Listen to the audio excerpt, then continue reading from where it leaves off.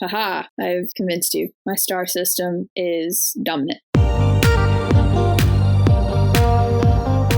Thank you for joining the Escape With Me Book Club. Escape with me, Sam Reiner. And me, Hannah Rossell. Into our most recent read. Come with us as we evade reality and go into detail about a new book. We'll be covering the book from beginning to end, so there will be spoilers. Today we're going to London and New Haven and Venice and a bunch of other places. Published July 1st, 2014. The Book of Life is the final book in the All Souls Trilogy. After 2 books of build-up, will this book deliver the satisfying ending we're all hoping for? Or will it fall flat? Or will it convulse violently on the floor until it's finally done? Or get pulled apart in teeny tiny little threads. Background, we're completionists and a little bit masochistic, so here we be, finishing the series that neither of us like. Listen, it wasn't bad enough for me to DNF it, so that's something. No, because we're doing it for this podcast. I already told you, I would have quit reading it so early on if we were not doing this podcast. That's true. But we have read over 1,700 pages of this entire series. This series took up 3+ days of my life in audio time. It's so long. And that's on 1.3 times speed. I can't do 1.5. It's too squeaky. It is something else. It's a lot. It's a lot. And I read it quickly because I was rage reading and I was just done. And I could see the end of the tunnel, and that's why we're here. There is an end of the tunnel. We've made it. We've made it. Screw her other books. I don't think I have it in me, honestly, because then I'm going to feel the obligation to do all of her books. You know? I would read a book about specifically 2 characters. Galaglass and Marcus. That's it. Marcus gets his own book. That's the one that's next. Give me a couple years. No, you can read that one by yourself. Okay, good. I have taken her off the list. We are not coming back. Just give me a couple years. It'll take a while. I would much rather do Unicorn Shifter Academy or Demigods Academy or The Last Viking. We have some thoughts coming, but one day, not now. Age level. So this is an adult book, but I feel like there's a genre shift because it was urban fantasy and then it was urban fantasy time travel. But then you get to this one and then it suddenly becomes a dark fantasy. There was just this whole genre shift with, and we'll get into it, but with the villain. Yeah, that was really dark. They were being super villainous, but it's nothing you didn't see in Twilight. Most of this book is basically what you saw in Twilight, except the video camera vampire is, I don't have words, a very, very bad person that should not exist anymore. Yes. Although it wasn't even Matthew that killed him. His wife had to do his dirty work. We'll get there. That ending is why I gave this a 1 star. Fair. Content warning. So it really comes out of nowhere, I feel like. And it's so disproportionate to the rest of the book. She just makes him the most villainous villain that has ever villained and then wants us to go watch somebody plays The Sims. What? The total shifts are so off and I'm so confused and whatever. Content warning. So there's a bunch more stuff in the content warning and all of it is very serious. It's not like, oh, light and you kind of like all of it. All of it is terrible. If you have an aversion for any of these things, just run in the other direction. Absolutely. But we have death of a parent, death of a spouse, blood, language, pregnancy, sex, nudity, racism, rape, language, torture, kidnapping, forced pregnancy, miscarriage, murder, childbirth, death of a child, and gore. Yeah, it's a lot. A lot of times there are books, and especially when I do YA, you'll read them all together and you're like, wow, that makes it sound so much worse than it is. I don't think I can express how dark this book randomly went. I don't think these words are enough to express this book.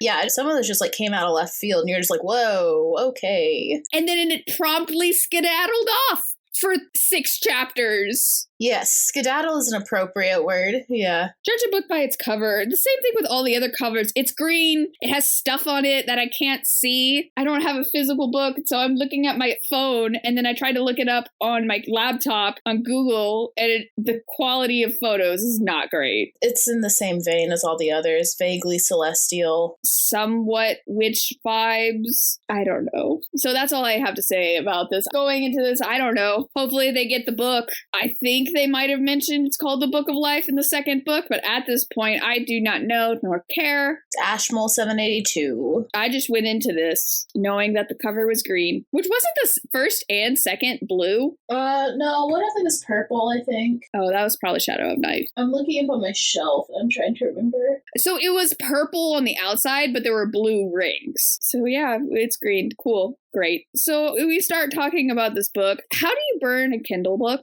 Just how? Is there an app? Angrily return it to Kindle? What do I do? It's not the same. It's like hanging up your phone now. It's not the same. Angrily delete it? I don't know. I have no idea. But that's how I feel at the end of this book. It started off okay. Okay, first of all, it started off with Ghost, which I don't know how I feel about that. Yeah, I had issue with there's a Rebecca and a Philippe ghost, but we only get to interact with Philippe. And I'm like, but that's her mom. Yeah, no, we barely get anything with Rebecca. It picks up during the end of the last book, and you get to know Phoebe and Marcus a little better, which is nice, because last book they're just like, oh, he kind of harassed her at work, and now they're in love. True love. Why can't Phoebe be the main character? Because she's out here. She's a human. She does not like Matthew. She's about to become a vampire hunter. She's like, you're one wrong move from death, buddy. Yes! Give him his crap. Someone needs to, because no one else is. Oh my gosh, it's ugh. Actually, I take that back. I would read books about Gallaglass and Phoebe. Marcus, I mostly need Phoebe. Yeah. Okay, so here's one frustrating thing the author does throughout this entire book. I complained about it in my review. It's like she sits down and writes her outline, and the most interesting scenes, she's just like, cool, I'm going to skip it and then summarize them later. Like, we don't get the scene where Diana learns that Emily has been murdered. We just get to see the aftermath of her being upset about it. Yeah. And I that was just your noises while reading it. And we did all this work to bring all these creatures together, and this first part of the book is basically like, oh, we can't have creatures anymore. Yeah. Which is fine, because I don't really care about Sophie and Nathaniel and their kid. They were just kind of out of nowhere. And it's like, okay, well, it's nice to have daemons. I honestly forgot about who they were. They're not that important. Yeah, I felt kind of bad, but I had totally forgotten about them. But the reason they had to do this was Knox came out, which his arc I have thoughts about. But Knox came out to the area, saw Emily, tried to torture the things out of her, and she had a heart attack. Sophie brought her baby to this temple and was seen by Knox. Why? Why are you bringing your baby child to this place that you know something bad? I don't understand. It doesn't feel natural. It literally feels like the author has linked their souls, because if you don't have Sophie with the baby, you're not going to remember who Sophie is. Yeah. So every single scene with Sophie includes her daughter. So weird. Just reducing a mom to their child. Just reducing a child to their mother. Literally, they came in, the first book? And it was like, oh my goodness, 2 witches could have a daemon child? That's crazy. And then never comes up again. Never. This book, when they're searching genetics, they don't take Sophie, Nathaniel, or Margaret's blood. We could have solved your last minute end of the story right there. Yes. Ugh, no. The only thing we know after they finally leave is Nathaniel's good at computer stuff, apparently, and hacks stuff. Cool. So I don't understand this. One of the things that Diana learns about Matthew is that he was the assassin of the family. Once again, was just sort of chucked into this book. Yeah, but also Diana's shocked? Yeah. I'm not. That sounds exactly like something Matthew would do. Literally, we have learned that he hunted down Marcus's children and killed a bunch of them. We already know that from the first book. Why are we surprised? I don't know. There are just so many things. There's so many things. And I want to talk about them, but I don't at the same time because I hate all of this. But it's just like, I don't know. The author wanted dramatic effect for people, because she has this habit of making people terrible. And then once you start actually talking to them, they're fine. She did that with Yezebo. She kind of did that with Matthew and Oliver, but does that with the assistant. Oh, I forgot her name. Oh, which assistant are we thinking of? The girl. There's Marcus and her. Miriam.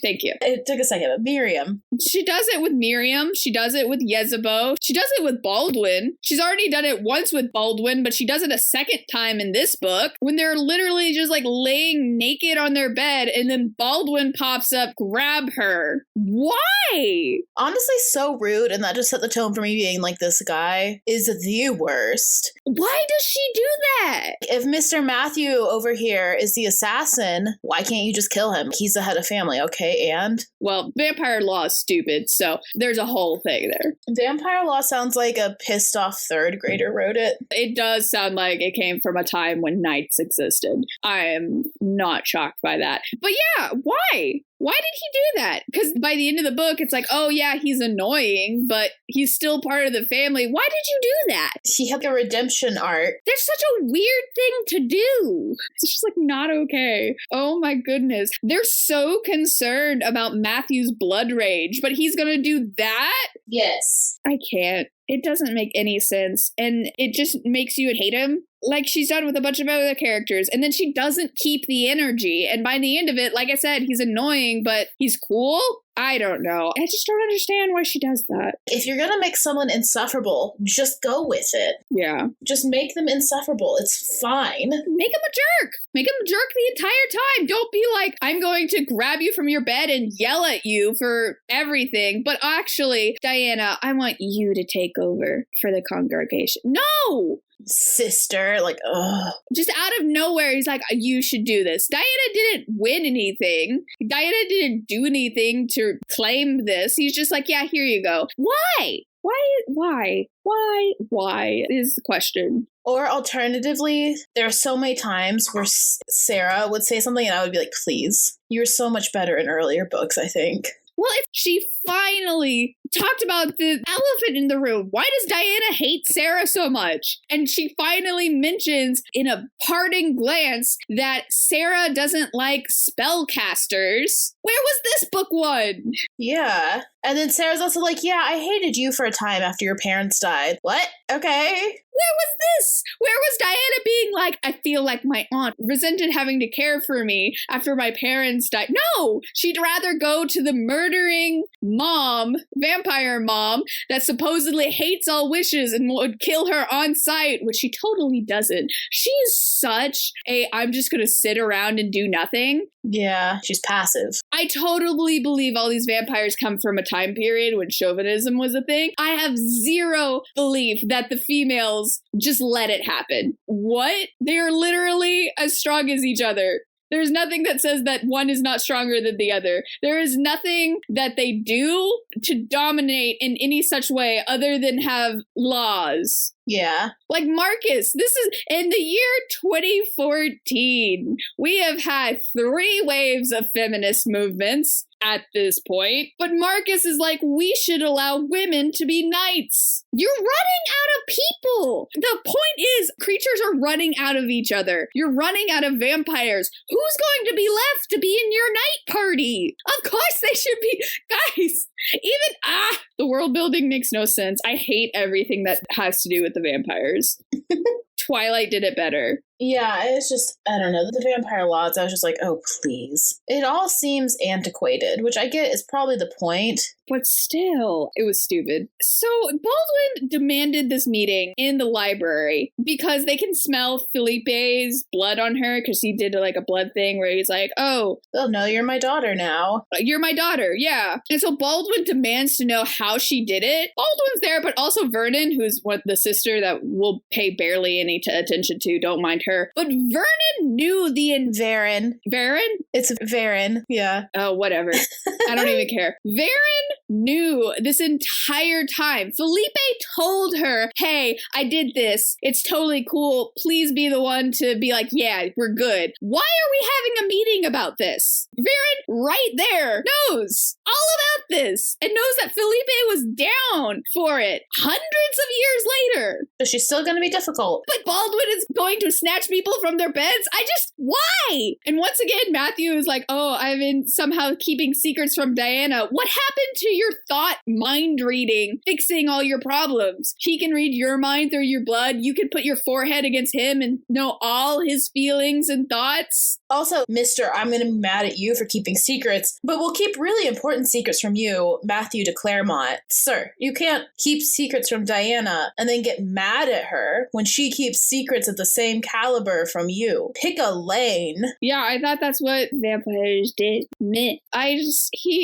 Both of them. Ugh. It was so stupid. It doesn't happen in this book. It happens once. That stupid little mind reading thing, because if they did it any other time, they would know what's going on. They wouldn't be able to be keeping these secrets. The author wrote a deus ex machina that she doesn't use because it would ruin the plot of the book. Which is just secrets. And lack of communication. You are having children. Mm-hmm. Oh, I can't. Whatever. Everyone needs to leave. So everyone's leaving because Knox is out of the congregation, but they're still going to show up and be like, hey, we're going to make sure you're not keeping a bunch of creatures around, because they're totally just keeping a bunch of creatures around. Yeah, that's what everyone does, right? Yeah. The money that Felipe gave her never really comes up. Yeah, he's just like, here's some money. We never actually told how much. A large amount, apparently, because vampire money. I will say there was a funny kind of moment where they were talking about something about, I can't remember the exact context, but being someplace that has a lot of mosquitoes. And Diana has a thought. She's like, the thought of what vampire blood might do to the mosquito population was deeply disturbing. I totally forgot about that. Oh, vampire mosquitoes. That saved this book for a couple chapters for me. That was good. Because, yeah,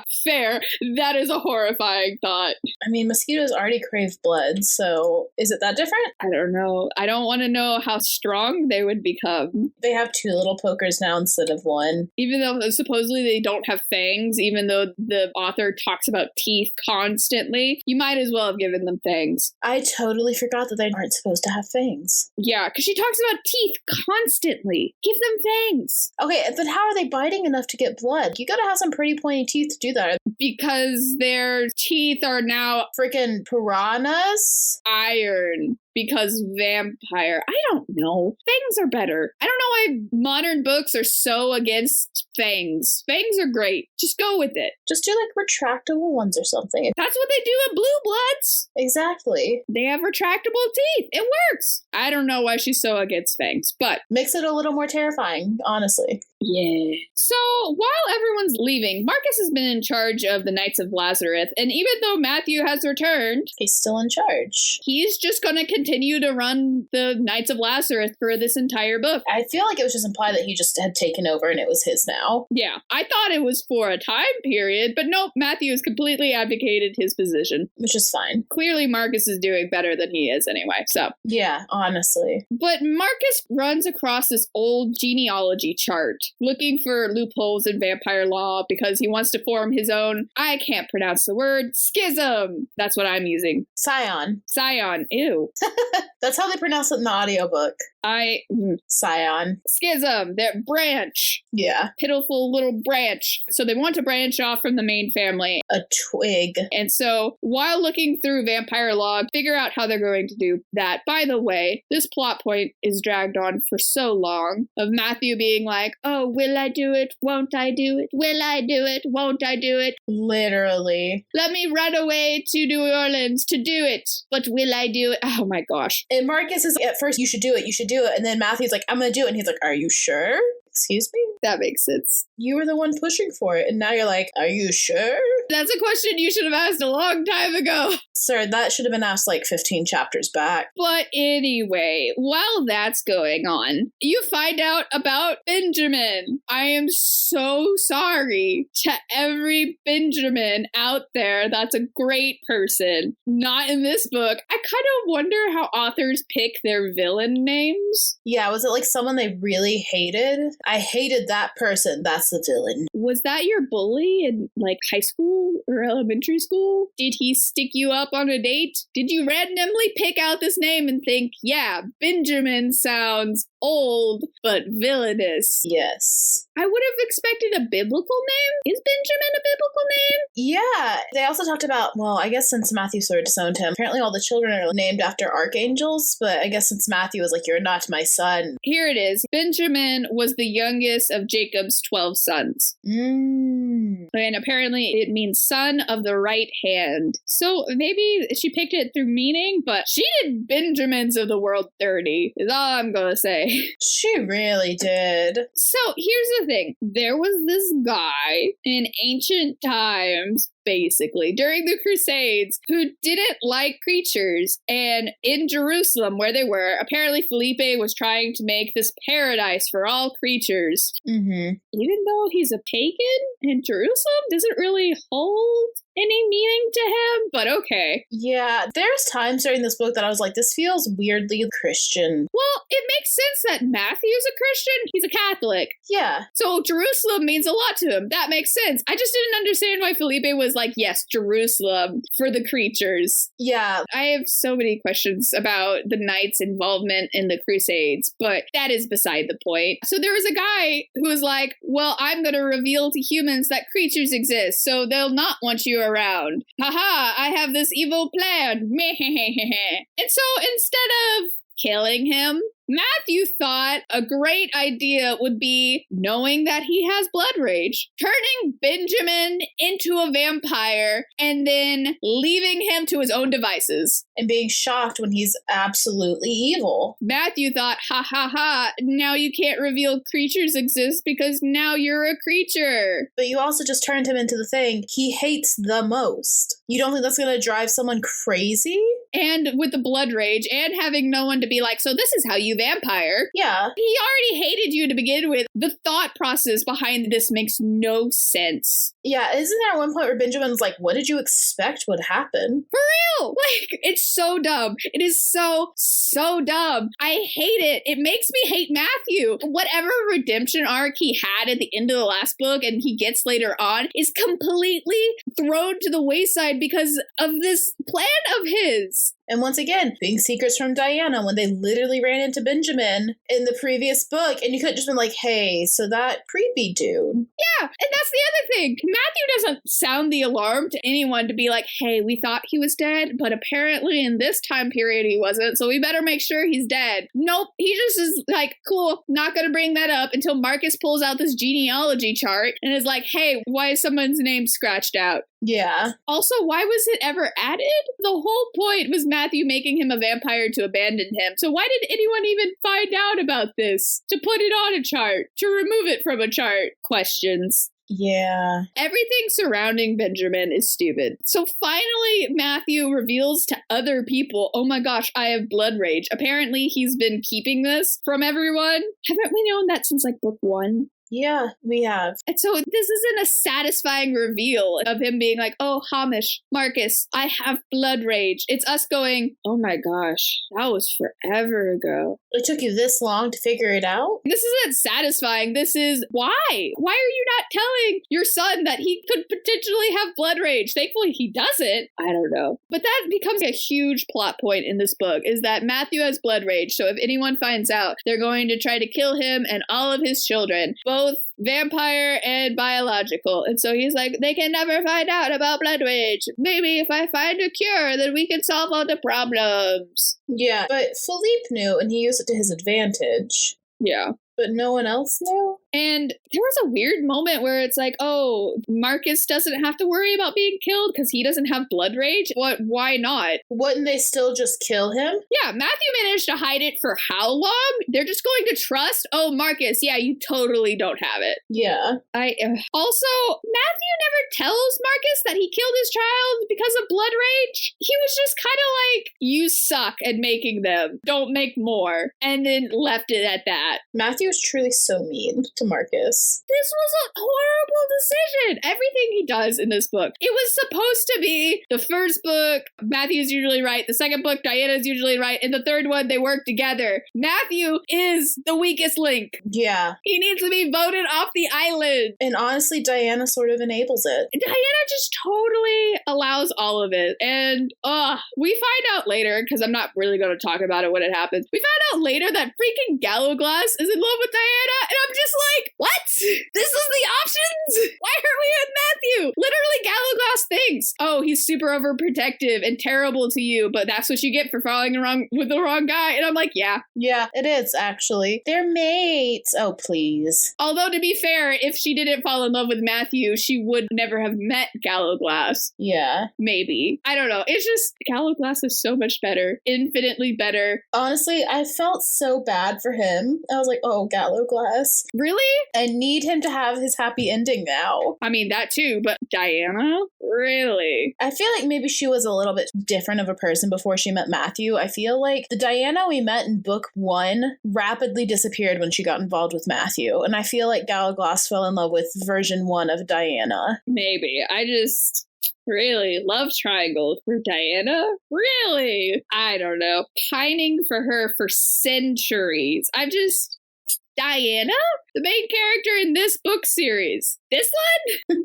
I don't know. That's what I felt when I learned about Gallowglass. But then I thought, better for it. She doesn't deserve him. He's amazing. Yeah. He's smart. He's resourceful. He's strong. He's got a Scottish accent. He's handsome, I would assume. He's got tattoos that only last a few months. I am so jealous! Apparently, for no reason whatsoever, this lore gets dropped out. Vampires, if they get a tattoo, it only lasts for a couple of months, so he just continuously gets tattoos. Yes, can I sign up for that? Because every time I'm like, I want a tattoo, but I only want it for like a couple of months, and then I want something else there. It's what those ephemeral tattoos promise to be. Do you remember those? All those people being like, oh yeah, it'll fade in like a year. And everyone was like, no, those are not gonna fade. You're stuck. I don't want the cheapness of temporary tattoos. I just want it to fade, you know? And then in a couple of months, I can get a new one. And it's just, why? Why does that happen? That makes no sense. It's in the skin. It's in there. Where does it go? If we were sponsored, that's where the Inkbox ad would go.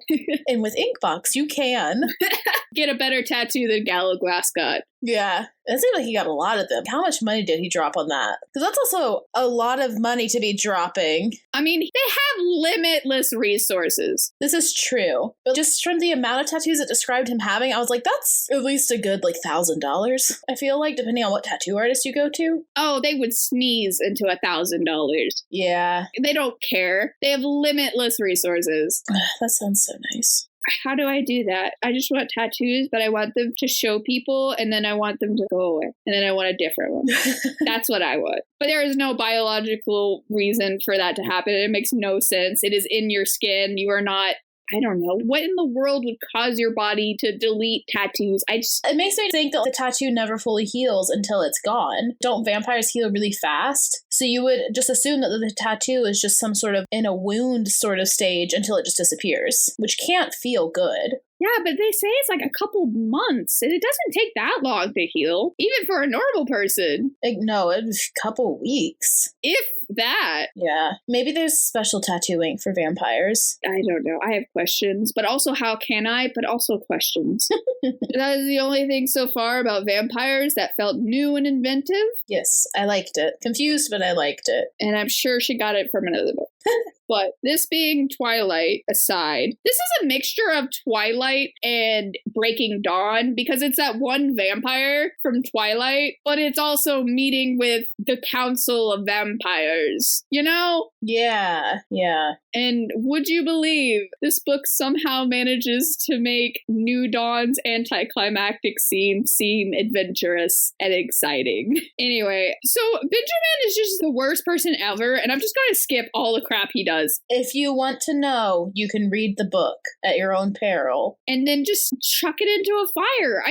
Why? Yes. Why? Because you learn what he's doing. He's unhinged. And it's terrible. This is chapter like 12 or 13. I don't remember which one exactly. I think it's 13. So if you just want to pick it up from your local library, read that chapter and put it back on the shelf, your life is better for it. He's unhinged. Oh my gosh. He's unhinged. It's terrible. He is the worst of the worst. So we go from that, chapter 13, to chapter 14, where Baldwin demands a feast. I'm sorry, what? We have Psychomaniac out there being the worst person on this earth, and you want me to go to a dinner party? Yeah, like some sort of weird posturing was going on. I feel like some of these chapters gave me whiplash. Diana, plan a dinner party. Haha, well, I used to be in 1600, so I know exactly what to do. What about last chapter? Is there not something a little more pressing? No? Okay. I feel like, and this comes up again, Diana and Matthew are just constantly running away from things. Yes. So I'm over here having my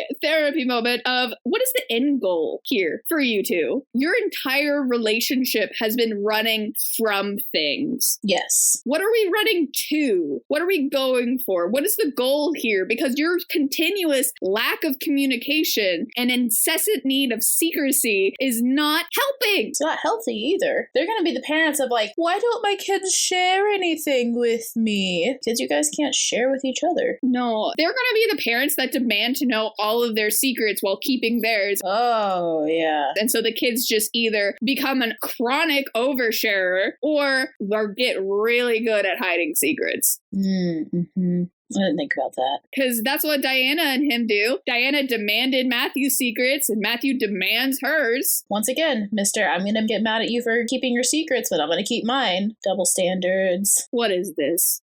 Also, they've been keeping Diana's magic from Sarah?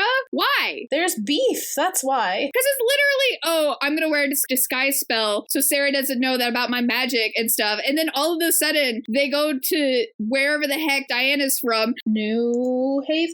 And then she's like, okay, Sarah, I need you to teach me my magic. Suddenly, all the dislike of each other just goes away. It's completely gone. And even Sarah, when she learns about it, because I think at some point it either gets blown off or she takes it off. I can't remember. But Sarah's just like, oh yeah, that makes sense. She's very chill. Because yeah, she knew your mother and your father. Yeah. Why are we keeping this from Sarah? She's the one person that understands exactly what's going on here. I can't. It's maddening. And there's so many small dumb things. Like Diana walks downstairs and Baldwin's like, you're late. And instead of just being like, oh, Diana couldn't pick what jewelry to wear, which is what happened. And then they started having a conversation and then they lost track of time. But she couldn't figure out what jewelry to wear. Instead of, they just come up with a stupid excuse that's super see-through, even though Baldwin doesn't call them out for it. Honestly, they're just compulsive liars. It's really something else. But Baldwin is just this massive control freak. And it's also, you don't think Baldwin knew what was happening with how good vampire hearing is, apparently? You don't have doors. There are no doors in this house. It's made of stone. You hear everything. You literally have to play classical music so other vampires can't hear you. Ugh.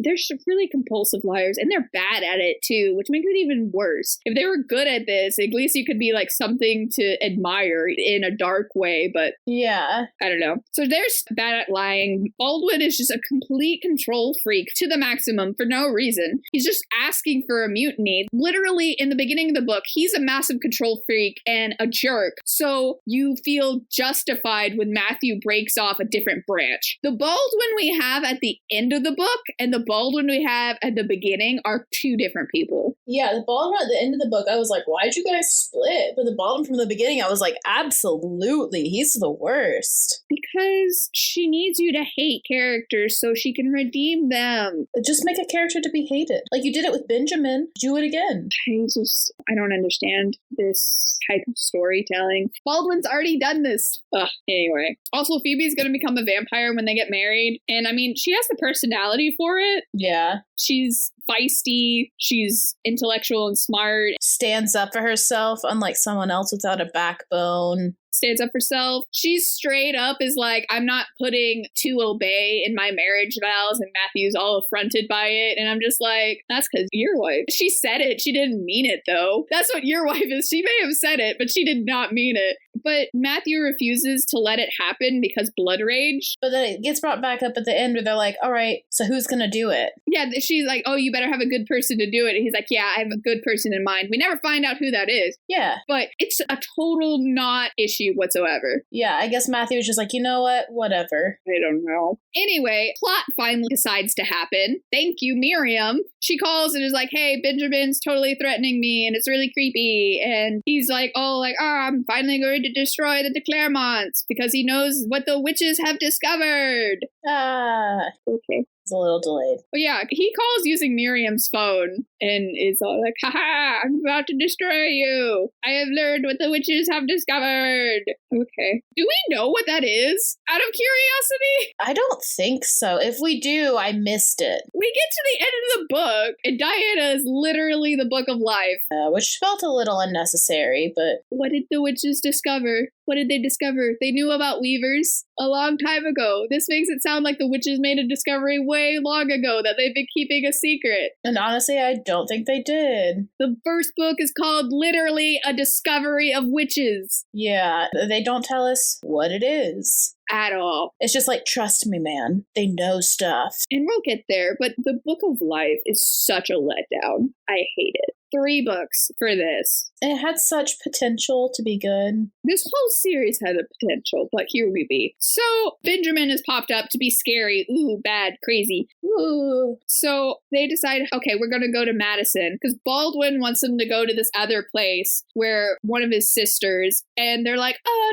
no, that vampire would totally kill a witch on sight. This is like the 4th vampire you've said that, and they all befriend Diana. And I know it's probably supposed to be like, Diana's not like other girls, but literally. Yeah. She is a plain bagel without any spread. She's not even an everything bagel. She's just a plain bagel. She's just a plain bagel, and you don't even get cream cheese. A little bit stale. None of these vampires have killed a witch on sight. I don't care if you're like, Jezebel killed 1,000,000 witches. But immediately she does it. I can't. Anyway, that's the threat that they're running away from. So they go to Madison instead, which is whatever. Okay, fine. So at this point, they're about to leave for Madison. They're like, there's a bunch of things connected to Prague, like meeting Benjamin in Prague and finding out that Peter Knox went to Prague and them being in Prague. And at this point, I was like, cool. Benjamin is working with Peter Knox. Yeah. Duh. How did I, as the reader, put that together faster than the several times educated main characters? Because if they were intelligent, this book wouldn't happen. This book series would not have existed. They are book smart. They are not street smart. That's what this is. You're right. I take it back. Because they have no wisdom. It's like a 0. Except for Phoebe. She's got it together. I feel like Yusuf has it together too, for the most part. Yusuf had such a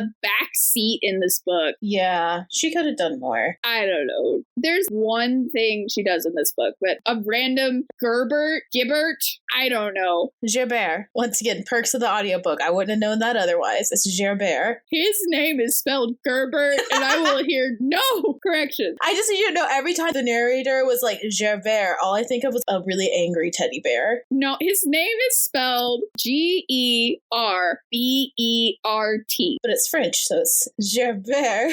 But it's French, so it makes total sense. And for everyone else in the world with that name, your name is Gerbert. That makes total sense. His name is Gerbert. No, I like Gerbert because I imagined a tiny little angry teddy bear. That's all it was in my brain. No, he doesn't deserve a cool name. He just deserves Gerbert. Anyway. Yeah, it looks like Gerbert. I can see that. Gerbert takes Jezebel hostage, quote unquote. It's such an unserious threat. And so while she's there, Jezebel is like, hey, internet exists. She's like, cool, internet. And so Nathaniel just puts a keylogger and cookies and whatever else on his computer for a Deus Ex Machina at the end of the book. And then he develops a crippling internet addiction. a little bit. And then they're like, and the good thing is he didn't know which websites to go to, so he was constantly getting viruses. Once again, I feel like viruses aren't that easy to get on your computer. Is he terrible at using the internet? No, he's probably going to porn sites. You know, that's true. What else do you reliably get viruses from?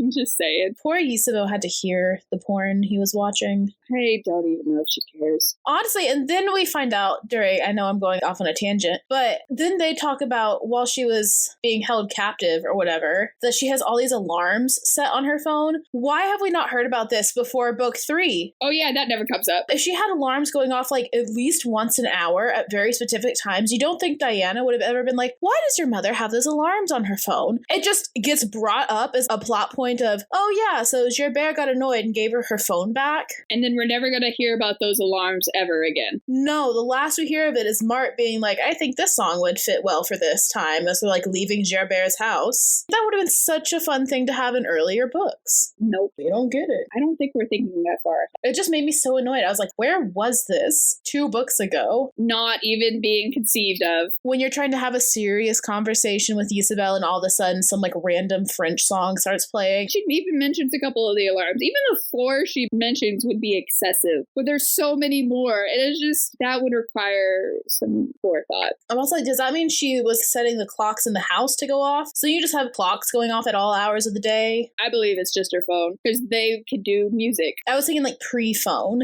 Oh, that's true, because she did recently get a phone. Yeah. I don't know. That's a great question. So you just have like random clocks chiming at all hours. This one goes off at this time. This one goes off at this time. And they're all at different parts of the house, so it's just good luck. And we will never know, because it never came up again. Unfortunately not. So we're in America, I guess. The house.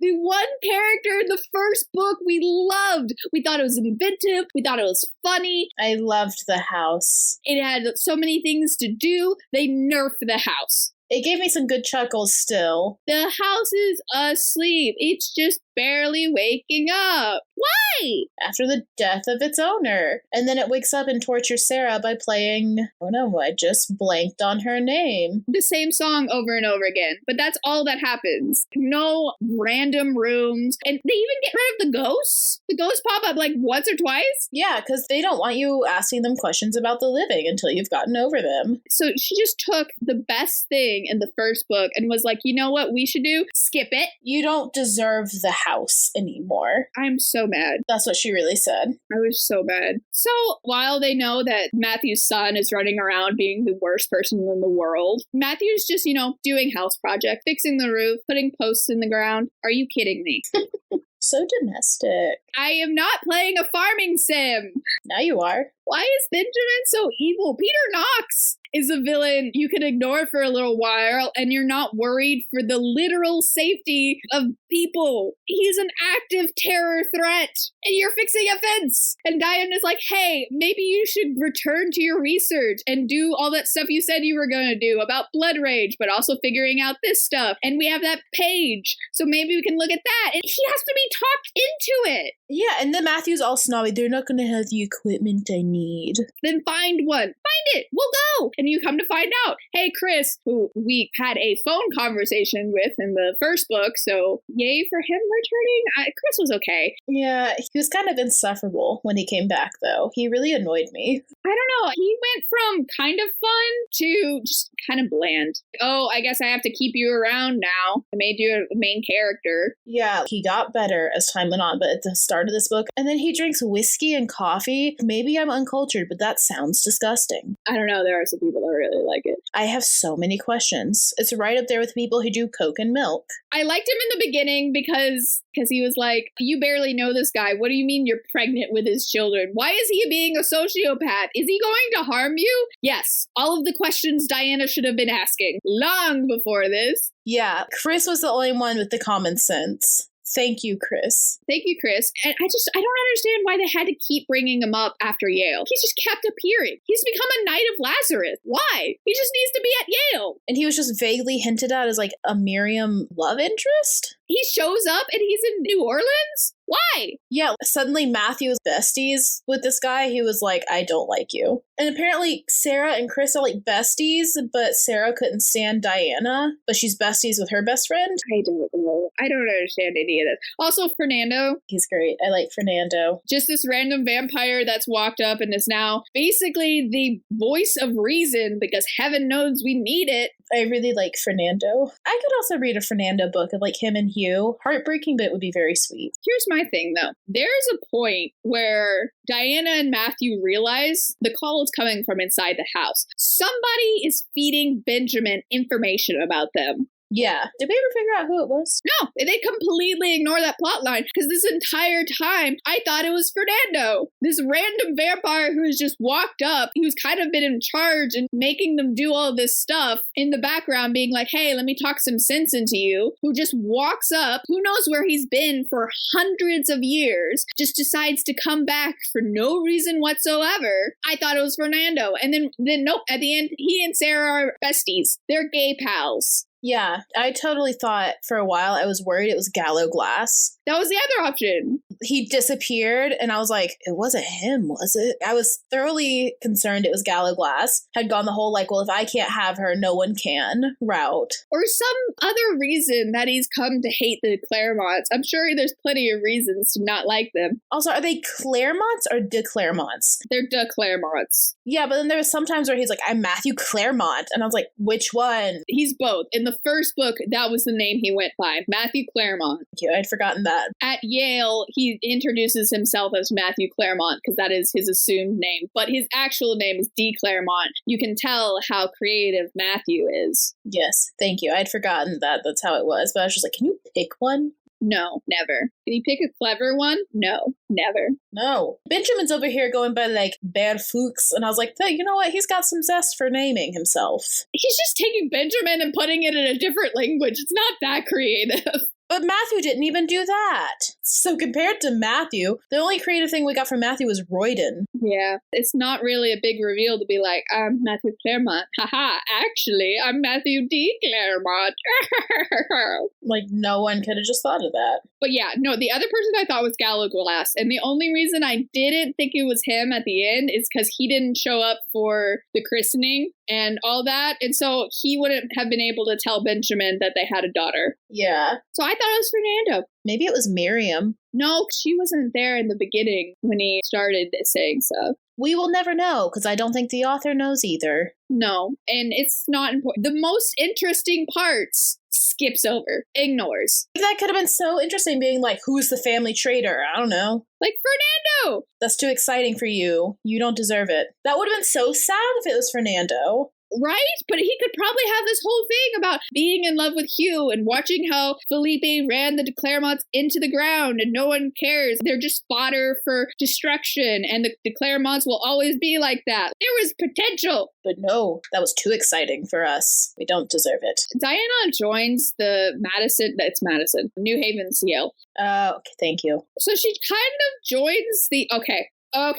Oh no. She joins the Madison Coven, sorta. She befriends some of the witches, mainly the head person. And she goes to a meeting and she's like, cool, my high school bullies are here. Kinda hate them, they hate me. Great to see that energy still existing. But ma'am, you're in your 30s. You're in your 30s, but I mean, they still dislike each other, whatever. But then the Coven head and this random other dude, they're like, hey, here are our secrets. And she's like, we should trust the entire Coven with these secrets. Really, you can trust us. And then the beginning of one of the chapters, she shows up later and she's like, well, the Coven failed the test. Yeah. And they're like, what? Who possibly could have tipped off the congregation? Which, by the way, the Coven is 30 people. This was a horrible decision. She's just out here telling everyone their information. Girly. Even after Isabel is like, if you're going to be the head of a scion, you have to keep secrets. And then Diana's like, let me go tell everybody my business. And the one time she does keep secrets, they're stupid secrets. But anyway. Yeah, no, the chapter begins with, they have failed the test because her high school bullies that don't like her tipped off the congregation. That was so obvious of an outcome. Diana is just so naive. It's not Diana, because Diana didn't want to tell them. Oh, that's right. It was the main coven lady and this random dude, and I think maybe Sarah, maybe not. I can't remember crying off my head, but then Diana was like, okay, I'm going to try to put my trust into witches again. And then a chapter later, they have failed the test. Oh my gosh. And this is why I didn't trust them. Can we also talk about how when she meets the leader of the coven, she's like, oh, and she sees Cora, she's like, oh, you have a dragon. And Diana's like, actually sees a fire drake. And then like 2 chapters later calls her a dragon. Man, you can't get mad at people for calling Cora a dragon. It's a fire drake. And then like 5 chapters, like whatever, being like, that's my dragon. I thought it was a fire drake. Which is she? Pick a lane, Diana. I feel like the author just wrote a chapter and then walked away for like a month and then came back and just wrote the chapter from her memory. There's so many things that don't add up. And then at one point they're like, she's a wyvern. Just pick one. And then they're like, she bleated. I'm like, suddenly Cora's a flying goat. Okay, good to know. Yeah. Small side note, apparently Miriam didn't understand that Diana's a real witch. Whatever that means. You tested her blood. You know she has the ability to time walk. Did no one tell Miriam they went into the past? She's just over here being like, why isn't Matthew answering any of my calls? That's rude. The only one left, because Marcus is in France, and they're back in the time, and so Miriam, who's not in charge of this experiment, has been running it by herself, but making apparently no progress, because as soon as they turn it over to Yale, almost immediately there's progress. So I don't know what that says about Miriam as a scientist, / maybe she just didn't care. I don't know. Yeah, I don't know. But 6 months by herself in this lab, apparently not knowing that, I swear she knew. I don't know. Anyway, it's just moments like that where I'm just like, why? There's no continuity. None. Not even within this book, as you pointed out, and I think it's hilarious because I hate people that are so uppity about names. Like, yeah, that's right, call it a dragon like the rest of us. Anyway, I skipped all that because screw it. We just have a pattern of just skipping chunks of these books just to get through it. Oh, here it is. So Diana doesn't tell Sarah. She's like, oh, I'll totally tell her. Matthew's like, you should tell her. She's like, oh, I'll totally tell her. So this random man that I've mentioned has a child named Grace, and Grace is running around. He has twins, because they're like, oh, just ask these 2 couple how much of a handful twins are. So she has this child, and she almost falls into a fire, and so Diana has to extend her magic to make sure the child doesn't burn herself, and that's when her spell thing comes off. Yeah. Also, her weaver cords, which were physical cords, are now inside of her. Are now part of her hand? I feel bad for Diana. She gets done dirty with her tattoos. They don't sound great. They sound kind of scary, and I'm worried. Yeah. The star thing, if she had voluntarily wanted that, that would have been cool, but it was from torture, so not cool. And then you have the fire drake tattoo on her back. Okay, I get it. But then she has cords in her fingers. Like, she can see them in her fingers, and each of her finger is a different color. Yeah, but apparently to just non-creature people, they're just gray. So your fingers are gray. So many people would bring that up. Yeah, doesn't Lucy or something? She's like, why'd you pick gray? More people should point out that her hands are suddenly gray. Yeah. But anyway, one of them's not a color because we have to, for some reason, we need to have that character development. To have a character moment where, oh no, now her pinky's purple. What could that possibly mean? Because it's justice or whatever. Yeah, it's stupid. So that's one of her tattoos. Now, sort of. I couldn't really visualize it. I couldn't either. So I imagine you could see the cords, like the braided cords in her hand. But I don't know. I could be wrong. Her fingers could literally just have been a color, and I wasn't grasping it. I imagine it is a single line down her fingers and not her whole finger changing colors. I thought it was just a line down the center of her fingers is how I imagined it. That wouldn't be so bad, but it was noticeable, though, to Matthew. And then there's an Ouroboros on one wrist and another knot or a fire drake on the other one. I don't know. It's just, if I could pick a tattoo, I'd probably pick something different. But she doesn't get to pick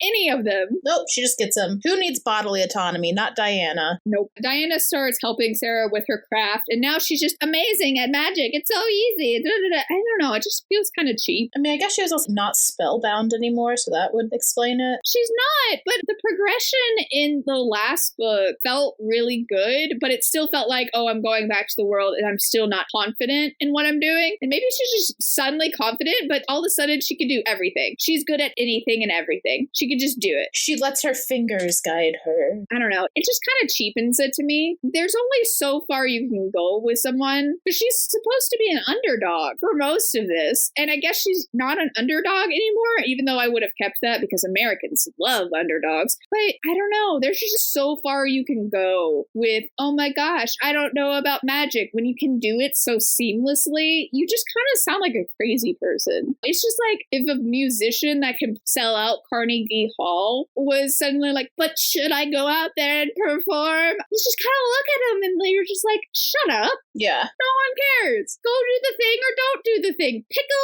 lane. Anyway, she also has this, okay, here's my petty moment. She is an alchemy expert, right? And so she sees a triangle. It's an upright triangle with no line. And she's like, oh my goodness, fire is represented by triangles.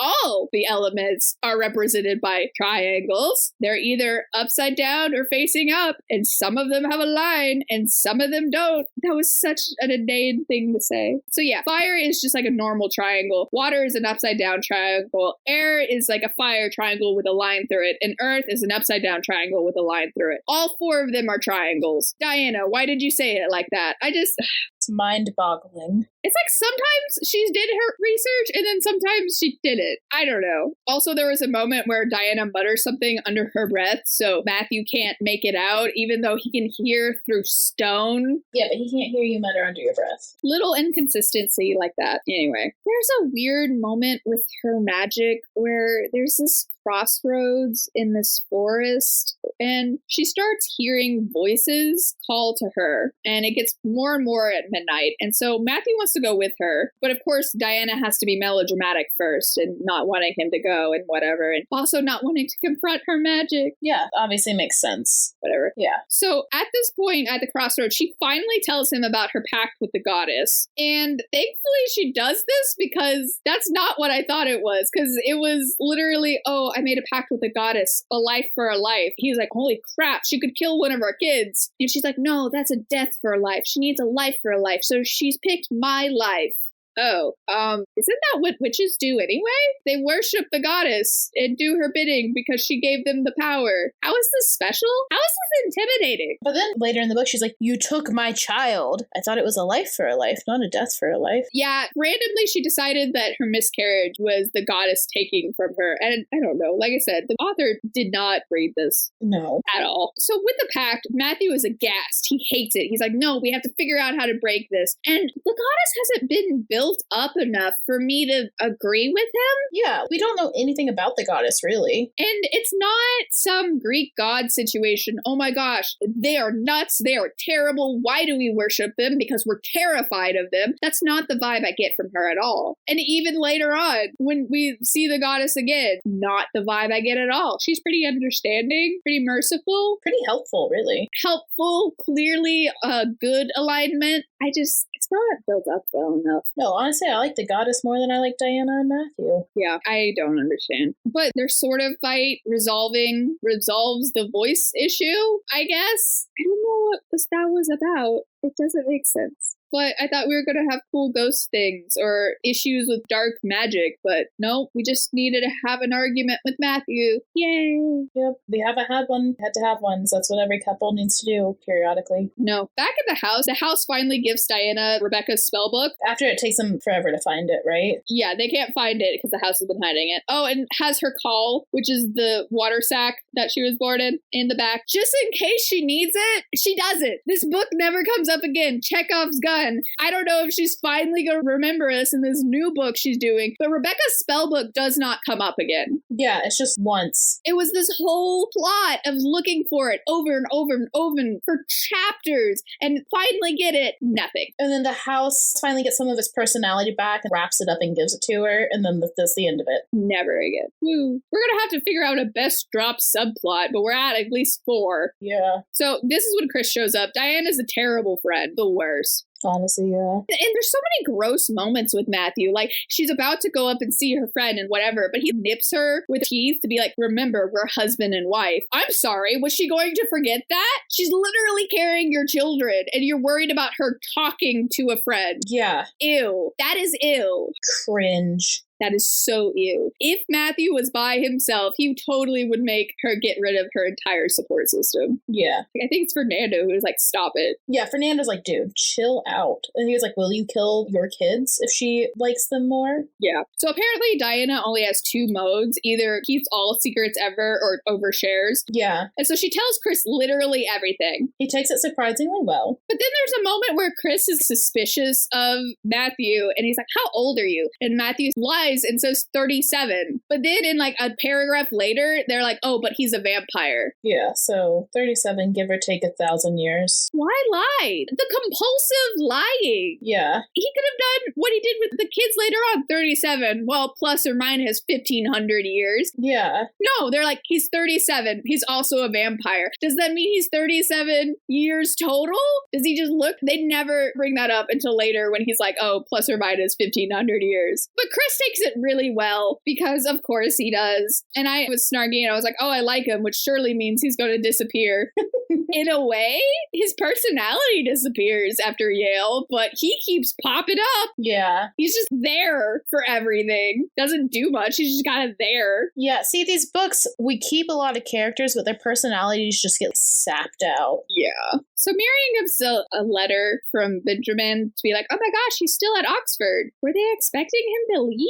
He's looking for the book of life. It's pretty obvious. He's trying to figure out how to get it. Where would he go? I don't know. They're very dumb about this. They're not good. They didn't even think, oh, maybe we should check around Oxford, where he was last known to be seen. Once again, no wisdom. No one checking. Yeah, they're all shocked. They have an entire army of knights, and none of them were dispatched to be like, hey, his last known location was Oxford. Let's see if anyone saw him. Yeah, and then are they like, oh, shoot, that's probably who broke into Diana's place where she lived 2 books ago. Yeah, they blamed it on Peter Knox at the time, and I feel like this is just a rewrite. Benjamin did it. No, he totally was a thought in the beginning of the books. Not at all something that came up in the second book that I decided to run with. Even if she thought it, that wasn't a very good clue that Benjamin exists. Yeah. They were too busy listing every meal she eats for her plot to happen, so...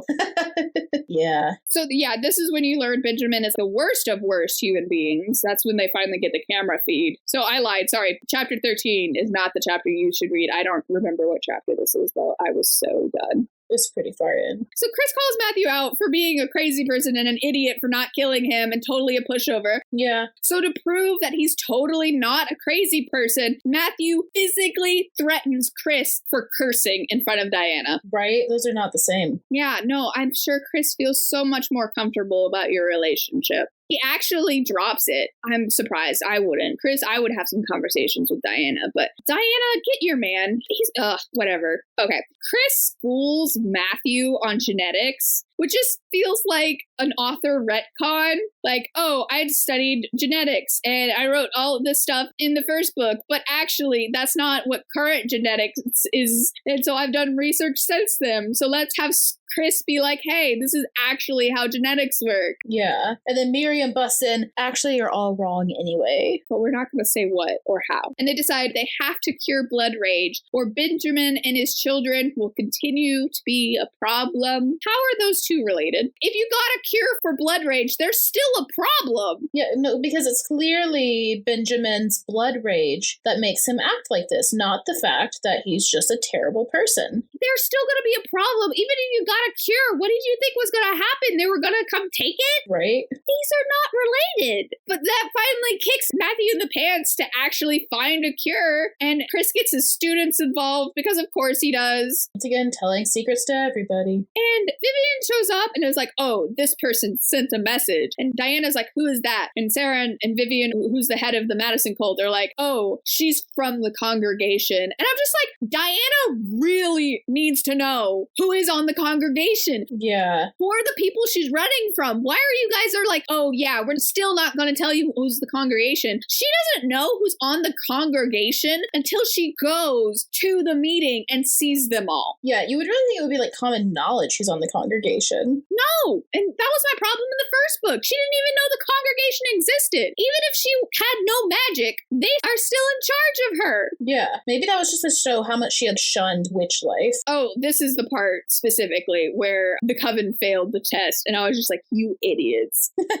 I hate all of you. And so Sarah gets mad because the charges against them is consorting with vampires. Diana is pregnant. Yeah. This is not the time to be upset about the words consorting. What else would it be? She's literally pregnant. Sure, you've just been hanging out with your gay best friend, but I can't. It's so dumb. And then Chris is looped in on what's happening and the vilest of vile things. And in his explaining Benjamin to someone else, he literally says, Matthew's son knocked up a witch. And that is vile, because what is actually happening is not that. No, that is the worst way to put it. That is a moment where I hated Chris. That is absolutely vile. I can't even think of an equivalent. No, it was just, ugh. How? I can't. Anyway, Chris does something with the vampires and she's like, oh, she saw through something. And Diana's like, wow, Chris really is a genius. And no, Diana, you're just easily brainwashed. Yes. It's not hard to misinform you. She's naive.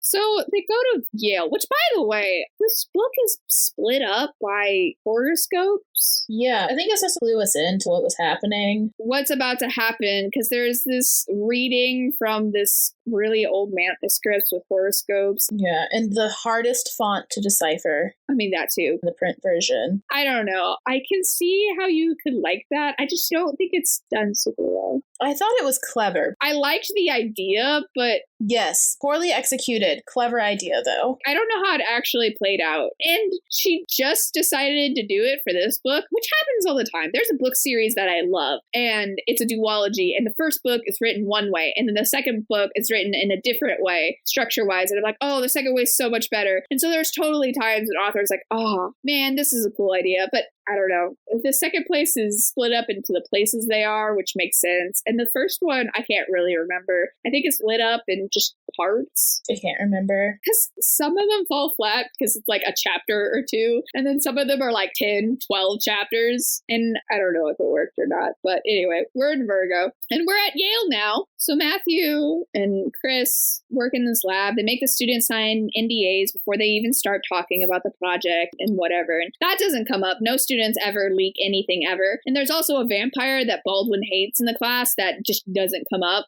Chris calls all the students by nicknames because the author was tired of giving people names. Yeah. I actually find it really unappealing. I hate that he didn't, okay, sure, go with the nickname thing, but I feel like he would have at least had the decency to introduce him as like, this is their real name and this is what I call them. Yeah, because he literally doesn't know their names. It's not even like, oh, I know their names and whatever. He's literally giving them nicknames so he doesn't have to learn their names. Oh, because I had 20 Jessicas and like 30 Johns in my first class. BS, first of all. But even if that was the case, you still have 20 Jessicas and 30 Johns in your field, creating work, publishing papers that you should keep up with. You're going to meet them at conventions. Yeah. It's just a jerk move, honestly. It's not great. Yeah. But Matthew and Chris have to explain student behavior to her. She teaches at Yale. She knows. But they have to explain, oh, when we say they're seeing zebras, there's plenty of zebras in the zoo or whatever it is. Oh, yeah. I think maybe because that was medical terminology. It's not. The whole seeing zebras when they're horses is a super common thing in academia and other things. That's just a super common thing. But Diana's like, yep, please explain human behavior to me like I'm not a professor. She teaches the history of science. It's really stupid. Why does she have to perpetually be stupid? Because. Anyway, Miriam decides to become his lab manager because it's a thing. I don't know. I shipped it, and then the Chris lost all personality, and now I don't ship it. They would have been so cute. But yeah, his personality just got lost. Miriam just walks up and she's like, hey, HR hired me. And he's like, how? I'm supposed to interview people. And she's like, oh, I showed him this text. And the text was basically like, you better be in my office at 9 a.m. or something. Yeah. As proof that he had basically hired her. No. No. That is not how this works at all. If they saw that text, it could mean you better be in my office at 9 a.m. for an interview. Yeah. You could come at 9 a.m. in my office because I want to take you on a date. You should be there at 9 a.m. at the office for anything. Yeah. It's so stupid. That's not how any of this works. You think you're going to get in? He's not even the chair of the department. Anyway, there's this book she wants to learn about. It's a manuscript that might give them clues as to, I don't know. I don't understand. It kind of made sense when she was saying it, but me trying to think what it was, I can't. So whatever. So the head curator is supposed to be the one who watches over her when she looks at this book, but the normal librarian has to do it because the head curator always calls out the first day of school because he doesn't like answering questions about where things are. Okay, dude, you need to take off like the first full week. You don't think day 2 is not going to have those exact same questions? Yeah, honestly, it gets worse like 2 weeks in, I feel. You'd have to take off so much time. That's just going to be a constant thing you deal with. But also, what's the excuse for the rest of the semester? Yeah. Because the normal librarian does it for the rest of the research period. Is he just on continuous vacation? Honestly, yeah. He's just so close to retirement that he doesn't care. I don't know why that was introduced in the book. Just like, oh, it's a palmaset. Oh my gosh, it's a palmaset! At the end of the book. In the first book, I don't know why she introduces things just to not focus on them at all anymore. Yeah. So that's a thing. Diana reveals that she's a witch to this random human. Yeah, once again, telling everything to everyone. So she can cast a disguise spell, so she can touch the book without the cameras knowing. Okay. She could have just done that without Lucy noticing. Yeah. But whatever, Diana. So she learns that Kelly hid the pages of the book in this book, but they're gone now. And then she learns later that Peter Knox has seen the book before Emily died, to the surprise of only Diana. And that never gets brought up again. Honestly, Peter Knox's search for the pages kind of falls off. Yeah, it's like he's suddenly caught up in just being the worst possible person he could be. Except not at all. He's just not in the book anymore. Yeah. Honestly, after this, to at the very end, I don't remember him being important at all. So he just falls off the face of the cliff. Because heaven forbid we miss Diana's doctor appointment. So important. Oh. And Matthew is surprised he's a good teacher. Yeah. Yay. But weeks go by. Weeks. Literal weeks. No results. Baldwin calls to give a warning about that vampire that I don't even think shows up after this point in the book. Maybe once to be like, hey, I'm here. But I don't know why we got a warning about him. And then he's like, hey, I'm going to visit because I'm in New York. So I guess we're back to exposition by talking. We don't see things. We are literally just getting info dumps. But then we get Jack. Finally, yes. Oh, before we get to Jack, the page changes weight? Oh, yeah. Weird. Never resolved that either. Never comes up. Oh, there's something magical hidden in it. Why is it changing weights? It's not connected to the book. Where is it going? Never comes up. So yeah, Jack shows up with Andrew Hubbard. Once again, an ominous threat from the second book is suddenly besties. Yeah, but Jack's back. I was very happy for him to be back. Jack's back. His charm was in the second book. This book, he kind of has it in the beginning, but like everyone else, he just kind of drops off. He's just there. And then he's just not there. Andrew Hubbard's kind of a waste because there was that whole, he got a drop of blood. He knew Diana's name. And then Matthew attacks him. And Hubbard swears that literally the only thing he learned was her name. Yeah. That's lame. And then we have the wonderful line where it's like Matthew and Hubbard sitting at the table. They glared. They stared. They growled. I felt like I was reading Dr. Seuss. They postured is what they did. The only kind of interesting twist that happens is you find that Jack is the one responsible for the vampire attacks because Benjamin took him under his wing and yeah, Benjamin sucks at this or hates Jack. I don't know. Hates everyone. I don't completely understand. But wants him back, him specifically, don't know why. He has apparently like 20 plus other children to do his bidding. I don't know. Maybe because memories of Matthew, but I don't know. Oh, he honestly could have picked somebody else. There are other people that have better memories about him than Jack. Anyway, I don't know. Also, Matthew tries to pull Jack is a declaremont, except Jack became a vampire from Andrew. Andrew became a vampire from Benjamin. Guess who Benjamin is no longer associated with? The declaremonts. You absolute string cheese. I like that. You can't disown Benjamin and then claim his line. Yeah, you can't be like, I'm going to claim everyone except you, the person who created them. You can't claim Jack and still not claim Benjamin. That's not how this works. Anyway, Andrew Hubbard explains the arrangement he had with Diana and the whole blood drop thing. And as he's explaining, oh, vampires get memories from blood, Diana is just now realizing that he could have learned some really bad stuff about her and Matthew. Yeah. Were you not paying attention to the first book? Were you not paying attention to Matthew every time he took your blood? Were you not paying attention when Matthew said he's haunted by all the memories of Felipe? But also, bringing that up, you find out in this book that Benjamin is the one torturing Felipe. It was at his facility. Why doesn't Matthew know that? He has all of Felipe's memories. He drank all of his blood. He knows every heinous action that happened to him. Gosh, I didn't even catch that. I am so angry. I'm gonna lose my voice if I keep yelling. Yeah. Also, Hubbard has one of the pages because why not? Heaven help this actually be interesting in us hunting down. We could have pulled a Carmen Sandiego. Yeah. Where in the world is Carmen Sandiego is a pretty bomb game. Where in the United States, US is Carmen Sandiego is good for his time. I stand by where in the world. It could have been a scavenger hunt. It could have been about solving puzzles and making connections and meeting people. But no, we just get handed the pages after a sufficient amount of plot has passed. How did Benjamin not get that page? How did he not learn about this? I'd have questions. Jack apparently has obsessive drawing trauma moments when he gets into blood rage. Yeah, which is an interesting take on it. And she also said his nerveless hands and his nerveless fingers. And I'm just confused by that. Maybe you can explain it. I don't remember it, so that helpful. Yeah, it just stuck out to me. I was like, is that just a fancy way of saying he'd been going at it for so long and they were numb? No clue. It's from Matthew's perspective. Technically, it's from a third person's perspective because only Diana gets eyes. It drives me bonkers. Yeah, the bounce between first and third person. I hate it. Pick one. I would have accepted everybody's eye before I accept this nonsense. Yes. Anyway, Baldwin shows up to be a jerk again. Literally, he's just an annoyance for so much of this book. He shows up and is trying to submission punish Jack. And then all of a sudden, he's like a good person. Yeah. And so Diana just pulls a protective mom and like almost kills him. Yeah, obviously. And so as they're leaving, Baldwin is just like, okay, Matthew, kill Jack.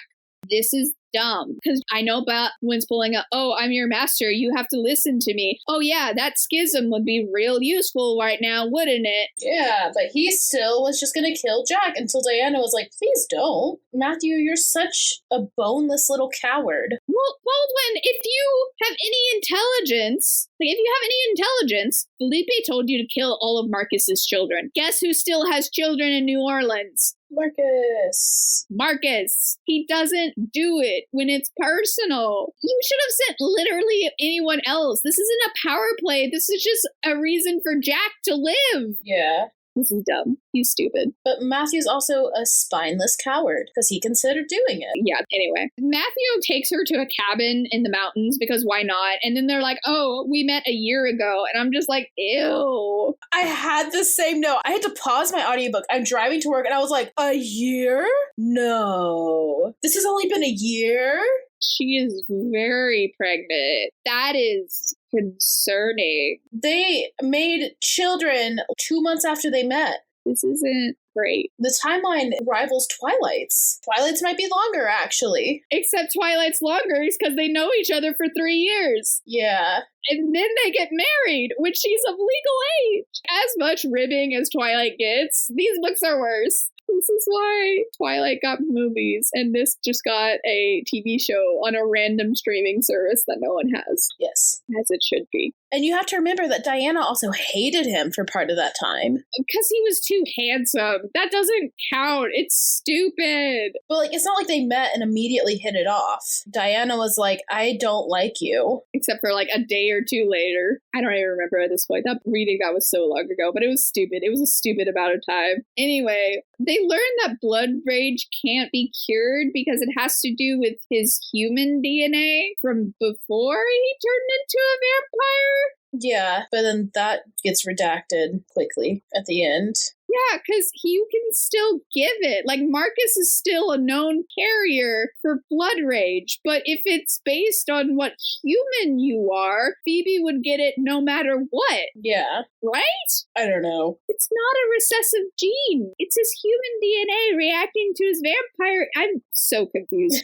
You're right. She drops that immediately. It was just an excuse to be like, oh, we can't cure it. Oh, well. So Matthew's going to go to New Orleans and doesn't want to bring Diana. Diana points out, you swore you would kill me yourself before you let anyone else touch me. And that's not a big red flag, girly? That is a direct quote from the book. It's not a big red flag. Explains my entire problem with your dynamic in one sentence. But once again, Diana demands, you need to make a schism. You need to make a schism. You need to make a schism. So Matthew's like, okay, I need to make a schism. I need to go to New Orleans. And Diana's like, what?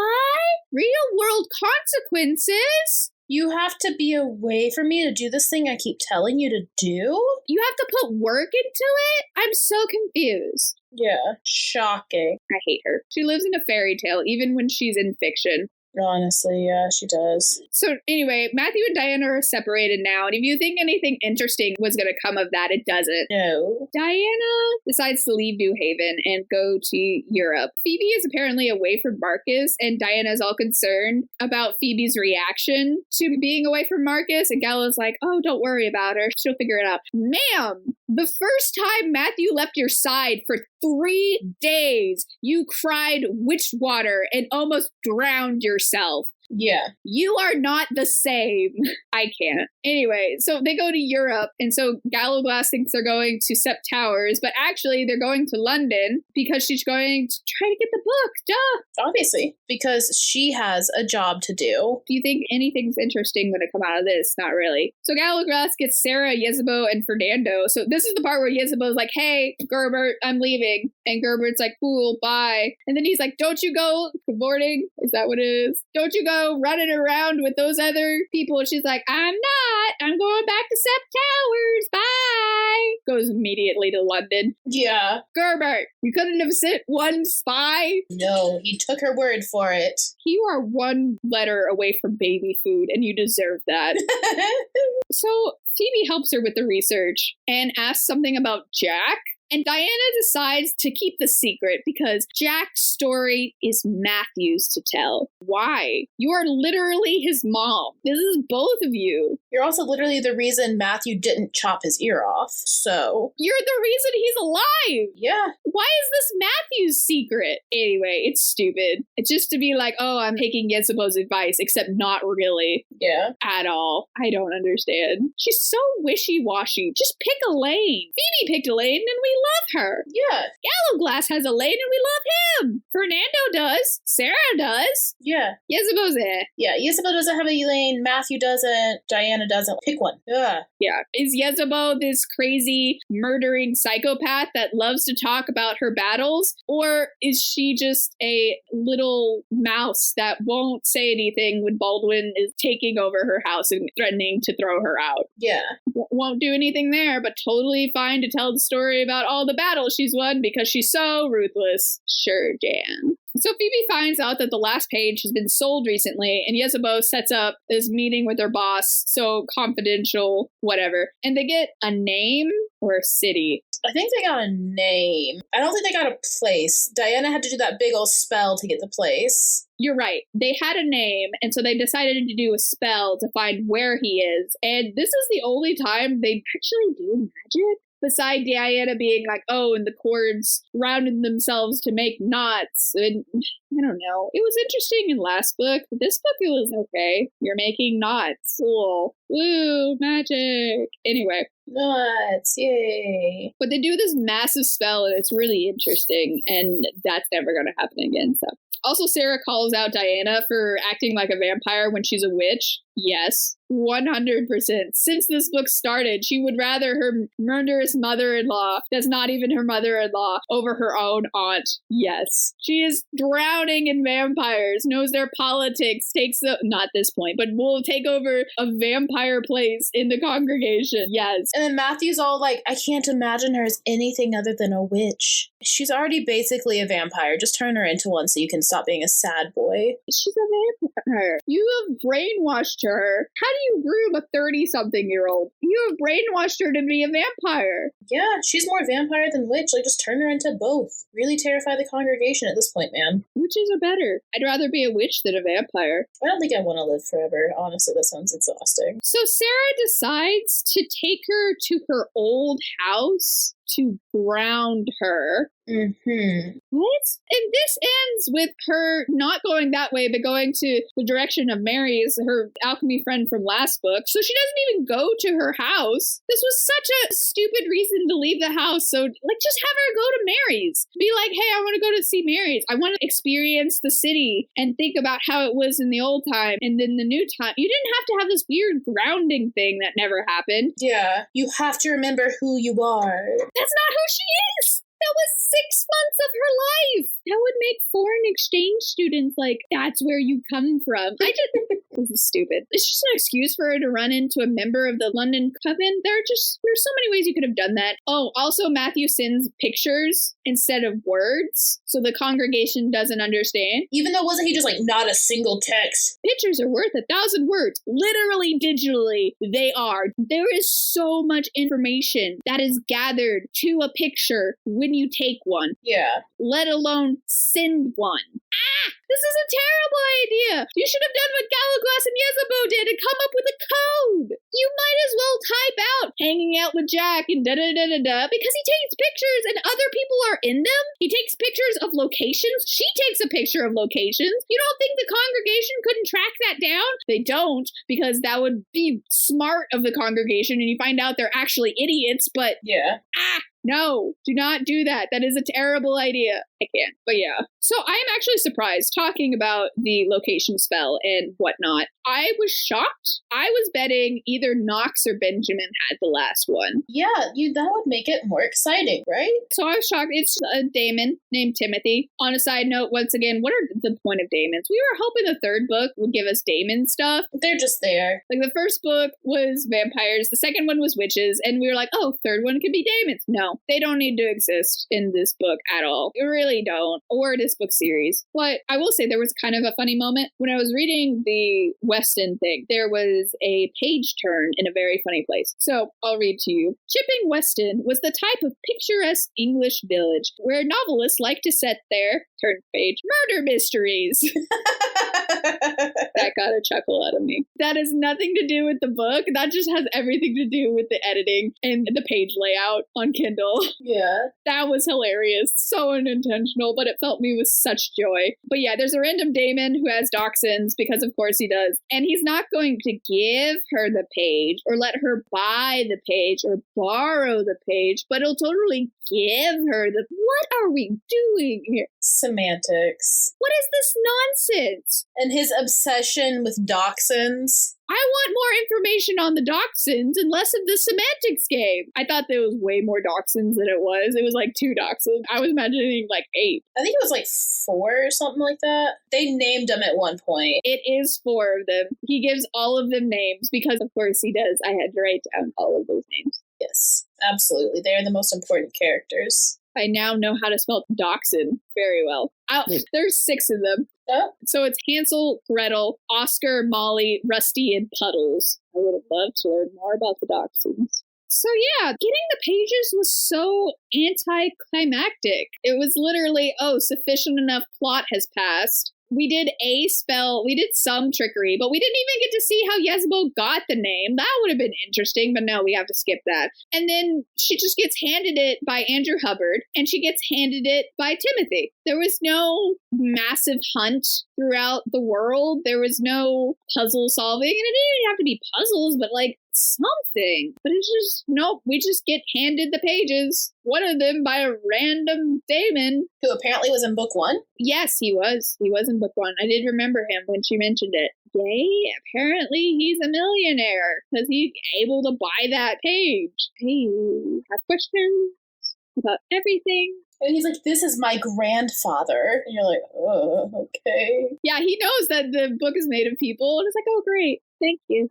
I will take special care. Sort of, she shoved it back in the book and will never give it back. Good thing he gifted it to her instead of borrowing, because he's not getting it back. Yeah, when she's like, I can just give it back to you. And it's like, actually, you can't. No, you won't. You could try, but you won't. So the goddess shows up at this point and is like, hey, here's an arrow. I'm like, what's it in her body? I have questions. And she's like, oh, I have to stand ramrod tall or whatever. Because it pokes her or something. You have some sexy times with your husband. Also, you were pregnant. Your spine starts just a little bit. You have to go back because the belly goes forward. It's a horrible posture, but it's natural. It's like having a heavy book bag. You lean forward because your book bag's, it's the other way around. Yeah. No, this is dumb. Why? Anyway, because it's conveniently not mentioned in any of those scenarios. It's just randomly, she's like, oh, I'm sitting up super straight because of this arrow. And then she's like, my back hurts so bad. And it's like, oh, I wonder why. So weird. So she goes to get the manuscript and learns that it's been moved to a different library. And I was like, cool, well, you don't have to steal from this library now. Because that's the whole thing. She's like, oh, I don't want to steal it from the library because then I won't be an academic. I'm losing my scholar status.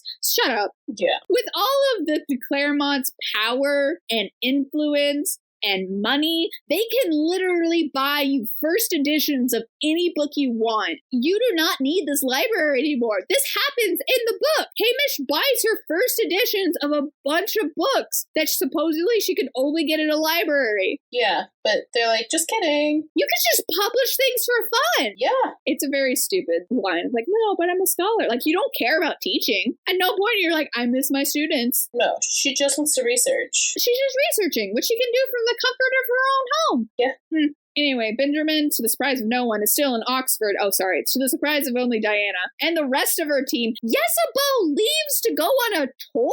And so the only backup Diana has in the library is Phoebe. A human? This is stupid. This scenario is completely made up so that Benjamin can be frightening. Gallowglass is outside. It's so stupid. How did Benjamin get past Gallowglass? So he's just there to threaten poor Phoebe. So here's the thing. Diana's about to use the arrow, but chickens out, which she is wont to do. So I'm not terribly surprised about that. But Yezebo shows up, separates them, but lets him go? Yeah, Yezebo, you could have just killed him. She had Benjamin in her clutches. And all the time talking about, oh, she could just rip heads off people. And vampires are so strong, they can just kill each other. Let's Benjamin go. Yeah. Why? Why in the world? Yezebo, take back everything. Everything she said is a lie. Everything about her is a lie. Are you kidding me? This is your problem. This is your number one problem. And you just let him go. I hate this book. This got a 1 because I got so angry. So Yezebo tells Baldwin. Baldwin demands Diana come back to Sept Towers, even though they just got through an inspection to be like, you're not keeping other creatures here. It's like, no. Okay, everyone come back. They assemble everyone in Sept Towers again. You have so many houses all over the world. Why Septor? There's literally a house like 30 minutes away, we come to find out. Ugh. So her blood pressure goes too high and she gets put on bed rest. I thought she was going into preeclampsia and we were giving birth now. Yeah. But no, that'd be kind of dramatic. That's too dramatic for this book. Heaven forbid. So Diana's on bed rest and Gallowglass is refusing to tell Matthew. Don't know why Diana isn't telling Matthew. She also has connection to him. But speaking of Matthew, we get a chapter. I hate it. It's literally just Matthew goes into a bar and is like, hey, Ransom, you should join us. And him being like, I don't like you. You should name every vampire you killed while you were here. And apparently it was enough that it lasted 5 hours of just him saying names. That's a lot of names. So I know vampires have like 6 names, but if we're gonna take average words spoken per minute. We're talking about 110 to 150 for a normal conversation. If someone speaks quickly, 250. So let's just put them at like 150 to be fair. So that's a minute. So 150 times 60 times 5. We're talking 45,000 words. Assuming he didn't stop getting pauses or anything. Which it didn't sound like he did. So divide that by 6. So that's 7,500 people. New Orleans would be overrun.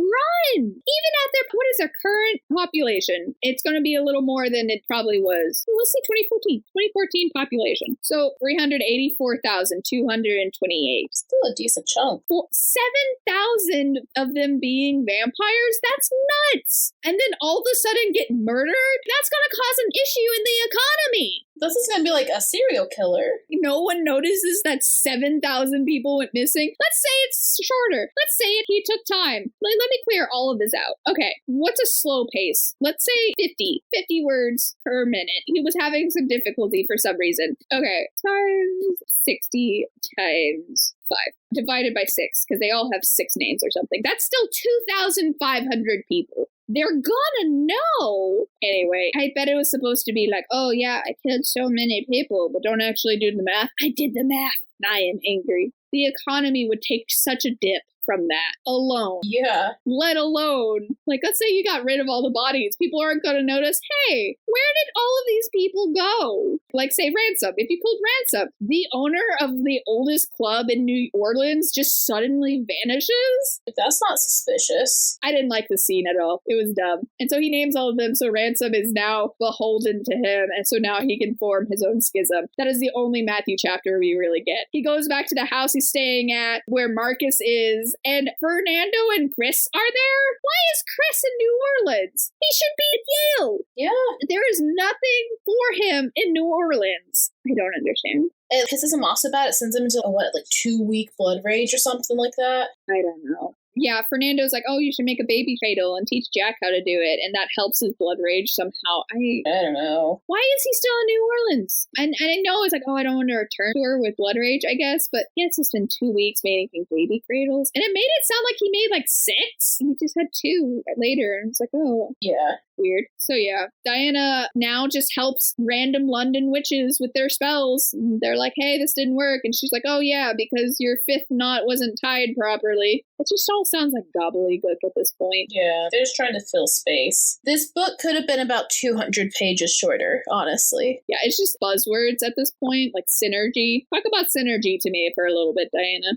Anyway, they finally get reunited. Matthew wants her to give birth in a hospital, but Diana wants to give birth at home because she's not an idiot. You don't know what creatures these babies are. You don't know what medical attention she's going to need. Also, when you give birth in a hospital, you have to enter their birth records. Like, immediately. They make you do that. Yeah. I'm with Diana on that one. That sucks for her, but childbirth is not fun or easy no matter how you do it, so. Yeah. But she basically had all the conveniences of modern medicine at home with having so many doctors there. Because that's the thing. A lot of home births have a nurse on hand, and then if things go bad, you go to the hospital. Yeah, but you don't get epidurals at a normal home birth. Heck no! Which I have questions about. Who in the world was giving her an epidural? Marcus hasn't practiced in how long?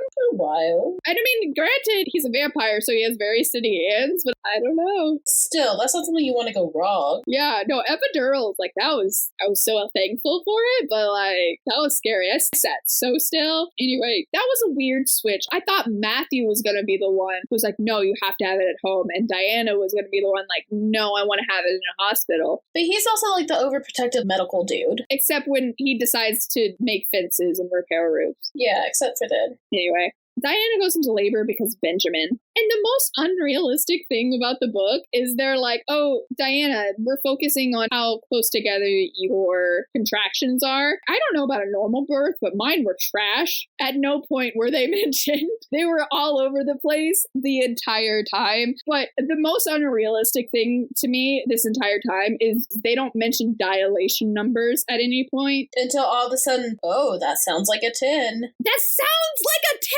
again! What? I knew you'd be so mad at this whole part. What? Why were you doing pelvic exams to see how dilated she is if you can hear 10 centimeters? I think it was because of the groan she made or something. I don't know. It's not different. It still hurts. I promise. It hurts more. I don't know. It doesn't. It all just hurts. Just all of a sudden they're like, cool, you can finally start pushing. What? I'm so mad. And they keep being like, oh, Diana, you're close. You're getting close. Like, yeah, give me numbers. Am I like 7 centimeters and that's close? Or am I like 9 centimeters and like a quarter? What is close? Close doesn't mean anything. I want numbers in this room. And then they're just like, yep, that sounds like 10 centimeters. Guess we're pushing now. Like, what? So anyway, she ends up having to do it an old-fashioned way with the stool and whatever, which is fine. I don't care. As long as she is safe and healthy, I don't care how she does it. I'm not surprised they definitely pulled up, oh, we have to go with the old ways, because the vibes I get off the people that like the books, same vibes. Definitely marketing toward your audience is what I felt like. I was a little surprised she took it the epidural and wasn't like, no, I want to feel real childbirth. Yeah, I was really expecting her to like keep turning it down. And so she ends up giving birth to a girl and a boy. And the congregation already knows. And Benjamin already knows. Once again, who could be the rat? We'll literally never know. It's not Fernando. I might have been mad, but it would have been good. It'd be like, yeah, that makes sense. But they just ignore it. They don't care. Anyway, everyone congregates at Sept Towers again for the christening. Poor woman. She gave birth in London, right? I think so. And now she has to go to France a week after. I was barely getting out of bed a week after. She has to sit on a plane. It took me a couple of days just to be able to get up and walk around. And she had twins. And to get up and walk around without having to like hunch over and be like, okay, we can do this. A week out?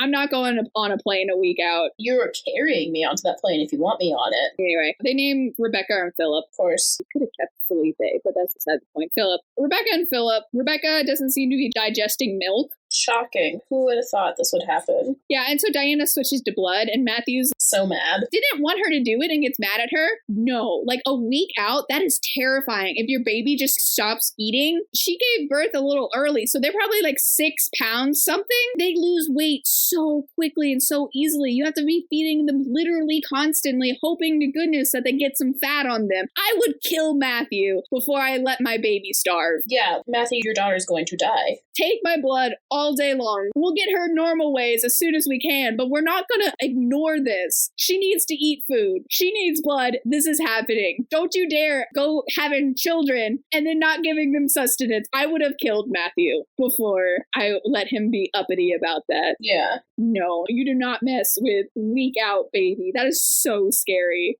Anyway, for their anniversary, Yezebo gives them a house, and you think they're going to go on a second date, and we'll see a second date ever. No, Diana just goes through old books. How romantic. And then we get told about a walking date. And they're like, oh, when we go on dates, and we talk to each other, but we never see one. Here's another great example. Back in the Dachshund kerfuffle, one of the dogs steals a paper, and we get told that, oh, she finted this way and then that, and Gallaglass kind of keep running around furniture and did it. Why couldn't we see that? Why couldn't we see him chasing her? She finted to the left and then actually ran right, and Gallaglass slams into the wall and before recovering themselves and follows her again. Why couldn't we see that? Why did you have to summarize it? Because it's too exciting for us. Too interesting. Nothing interesting for the reader. She has such a problem with telling instead of showing. And that's the thing you can get into the weeds about, but it's so bad in this book. It's so blatant. I can't. And then info dumps via conversation. This book is talking to each other, the book. How much can we just talk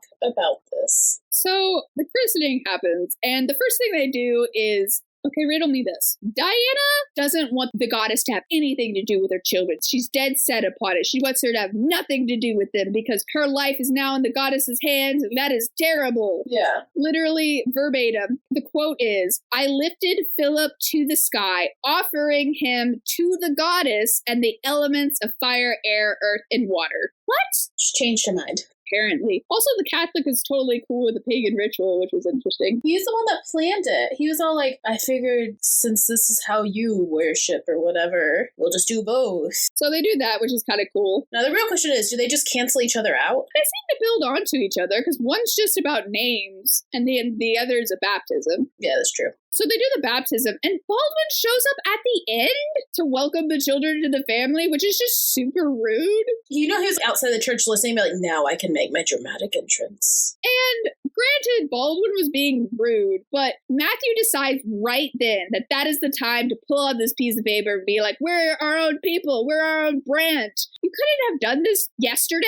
Yeah. Before the baptism and naming ceremony? No, right after the baptism. Whatever. Stupid. Ruin your own baptism, why don't you? Literally your fault, Matthew. The crowd learns that Matthew's a killer and has blood rage. The scene is stupid because Matthew prevails because plot. And then Diana's just like, oh, don't worry about it. I'll just spellbind any vampire that acts on their blood rage. Even though book earlier you were like, I'm never going to submit anybody to that same torture. What would that even do to a vampire? They don't have magic. No, it's specifically, I will spellbind any vampire. What does that mean? It's just an empty threat. She spellbinds one of the congregation members later, and it just means she doesn't have magic. Yeah. What does that even mean?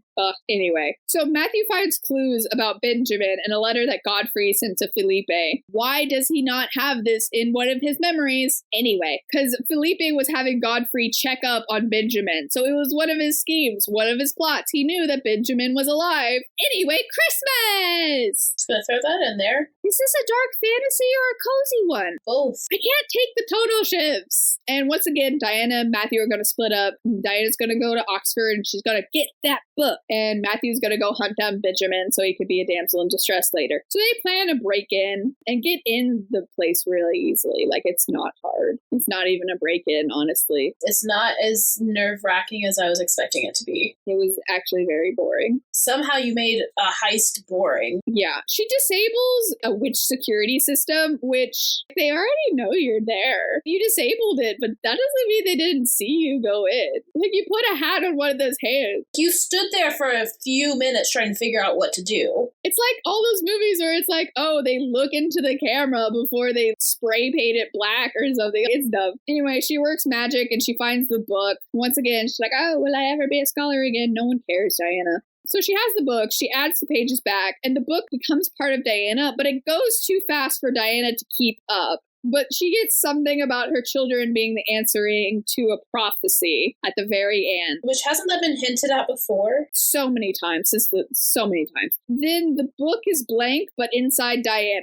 And we never get an explanation for any of that. She's just not like other girls. The things that got brought up about the book were interesting. And I was like, oh, that's cool. Nope, it went back too fast for me to understand it. And now the book was blank. I was like, are you kidding me? Also, she gets like a tree tattoo.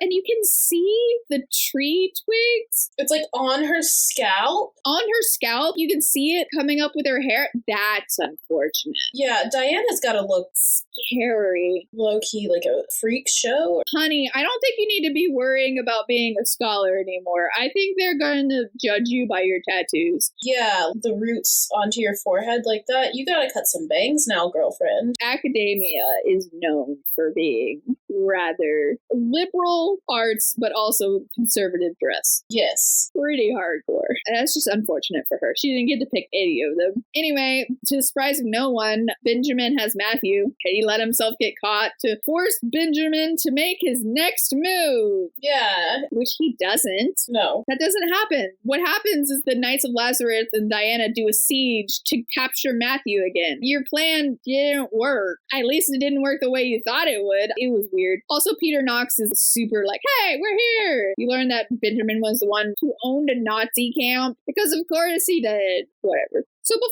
they can go do that, though, Diana needs to go to the congregation and get their support. Why? You really think they're going to support you? Better ask for forgiveness than permission. You're just wasting time. But also, what did they provide? She gets their permission, goes and does it with the Knights of Lazarus and her family. What did the congregation provide? Nothing. Nothing. Like you said, at this point, you might as well just do it. There's no reason for the congregation. It's like, oh, if we want to get Benjamin, we need them to back us up. Why? And then they literally give you nothing. Nothing. It was just a waste of time. Your husband is getting tortured.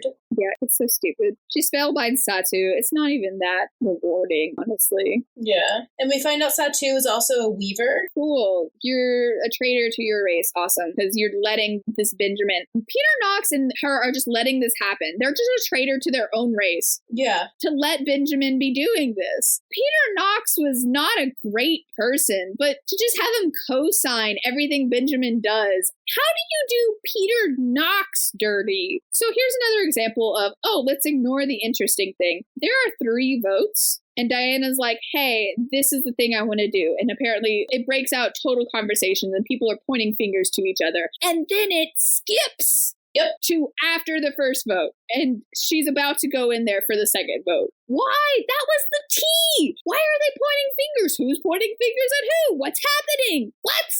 We'll never know.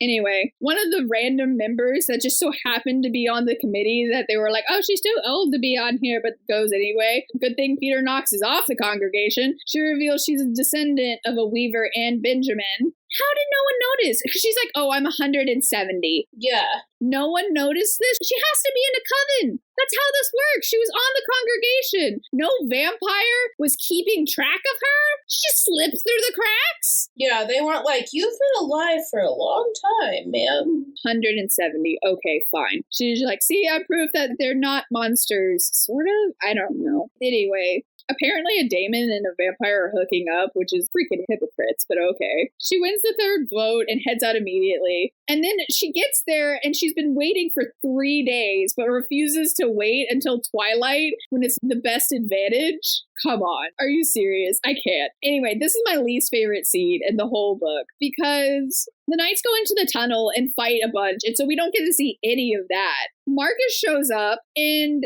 shoots a gun. He shoots a rifle. They're trying to infiltrate the place and not tip them off, but Marcus is over there shooting rifles. Everyone in the next mile is going to know they're there. Right. They go inside, and every door has this weird Matthew illusion of him in different states of really gross medical gore. Yeah. Ugh. Which is right for Benjamin, but guess Peter Knox is on his level now.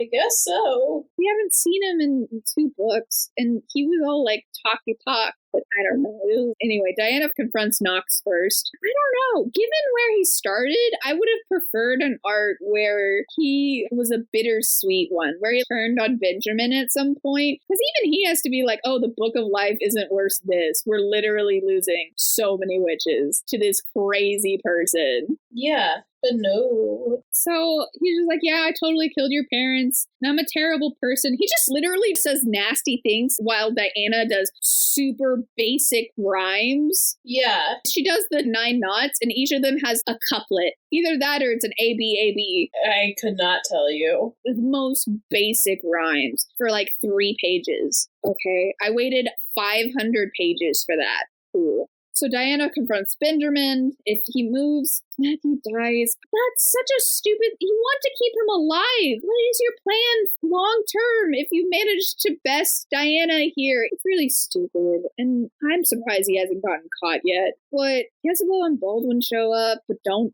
do anything. And Diana uses the bow. He's like, fine, shoot me. And then she uses the bow. And he's shocked. And she uses the 10th knot to kill Benjamin, but save Matthew. It's so anticlimactic. And once again, Matthew had to have someone else do his dirty work. 1,700 pages for that. A super basic, let me just do these random rhymes. And I shot an arrow that you've known I've had for... She didn't even use witch fire. Why did she need to use an arrow of the goddess? What happened to how she killed Juliet? Can't do the same thing twice, apparently. Or the author just forgot.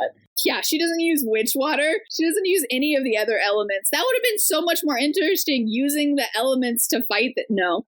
Whatever. He gets medical care. And then it's suddenly now that she's used the arrow, it's gone. It's gone. And then the goddess gives it to her again. It's like, great. Now I have to continue to sit up straight. Yeah, I'd be like, can we keep this literally anywhere else in my body? Yeah, and the rest of it is stupid. Matthew heals, and that's basically it. Yeah, it takes him a long time to heal, though, I will say. Also, Diana acts like a second orgasm is impossible. I know I've been complaining about massive issues, but even the tiniest things made me angry. The scene happens, and to be a little vulgar, he makes her come, and then he's like, and do it again. And she's like, it's not possible. And he's like, that's not a word in this family. Honey, that is well known. That is a joke in middle school circles. Yeah, but that also just tells you how bad Matthew's been at his job up to this point. Clearly. Anyway, Baldwin gives her the congregation key, and I guess she's on the congregation now, and she needs to answer her dang emails. Whatever. Yeah, that made me laugh, though. He was like, answer your emails. And I was like, if that isn't me at least once a day at work. Yeah, she just seems like a horrible pick for this. Yeah, and then it talks about how busy she is all the time at the end of the book. And then they're putting together an argument to get over the covenant, and they tell us what each of them has compiled. And Yesebo's like, hey, this one guy, Gerbert's gonna definitely vote with you because he has a secret daemon that he turned into a vampire, doesn't want that getting out. And Diana's like, hey, we should probably tell somebody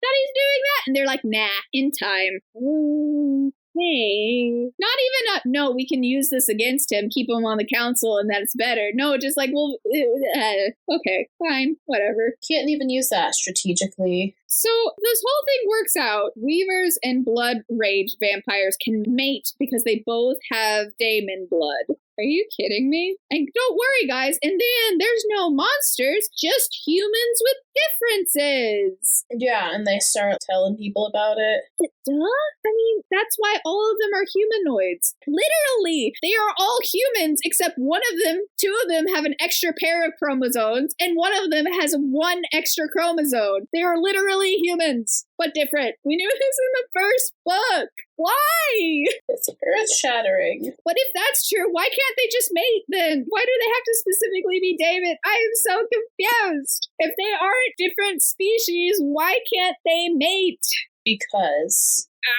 Satu's gonna be released from the congregation because she can't do magic. Yeah. So I guess she's totally free to blab that Diana spellbinded her. But obviously she doesn't. That's not gonna be brought up. Anyway, they win because it's like, oh, I'm going into the congregation and whatever, and everyone sits down, and then the chapter cuts. It's like, oh, we won! Once again, you leave out the really cool part. Cool. I hate all of you. Anyway, Diana gets to see Felipe's ghost because apparently she's given up on him because ghost logic. She's let him go, or she's gotten over him or something. It's stupid. Oh, he's the one that gives her Diana's arrow again. Diana dances with Matthew because she's like, oh, Felipe would want us. This dude that a couple of days ago couldn't walk without difficulty is now dancing. Leading the dance, too. And once again, my whole issue with their entire dynamic is she's like, oh, no matter if he's leading or following, we'll figure this out. Why can't you guys just walk together? Why can't you be equals? Why does one always have to be the superhero and the other the sidekick? Because that's how it works. Whatever. It ends with Gemini, and I just want them to leave me out of this. Diana returns to her scholar work, but isn't teaching. Oh, wow, just like we thought she would. Matthew isn't ready to be a scholar yet, but in fall, he'll be in Chris's lab at Yale, and none of the rest is interesting enough to mention. So there we go. We're done. Yay. No, we made it. General thoughts. It just went back to feeling like Twilight. And it was better in Twilight because she was a teenage girl, not a 30-year-old with a career. Yeah, not a 30-year-old acting like a teenager. I just wanted a power couple. I thought this was what this book was going to be. They finally come together and they're a good couple, and they're not. Pushing it under the rug. They're not good for each other. They're not good for each other. They really aren't. It's probably a good thing Diana doesn't become a vampire. The author focused so much on the science, and I wanted her to do the alchemy hunt. I wanted this to be Da Vinci Code. I wanted this to be interesting stuff about alchemy. I thought that's what I came for this book for. Witches, alchemy, paganism, witchcraft. No. None of that. Science. Poorly explained science at that. Poorly explained science and very bad computer science. That's all I have for general thought. I have other things, but I... My general thought is that it wasted 8 hours of my Saturday to finish this book. But it was also the most productive Sunday I've ever had because I could do nothing else except to listen to this book. So my apartment got very clean. And I feel accomplished. I feel good leaving off here. I'm fine. She can release whatever book she wants after this. I have done the thing. Yeah, we finished the trilogy. That's what we set out to do. That's all I'm going to do. That's all I'm doing. Yeah, no, we're done. One question for the author. Why?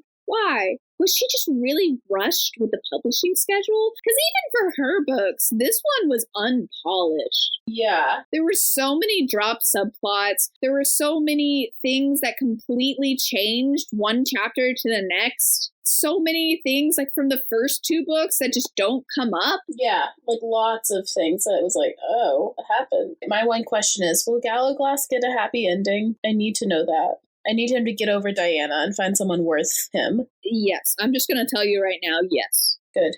Probably. In the theater of the mind right now. Yeah, I will go find some AO3 fan fiction. He just deserves someone on his level. He deserves his own Phoebe that compliments him. I absolutely agree. Rating, failed spell out of 10. You tried. You can see where they were going, and you can definitely see where it just broke down. Yeah, I gave it an overly possessive vampire out of 10. Edward did it better. Yes. It was either that or red flag out of 10.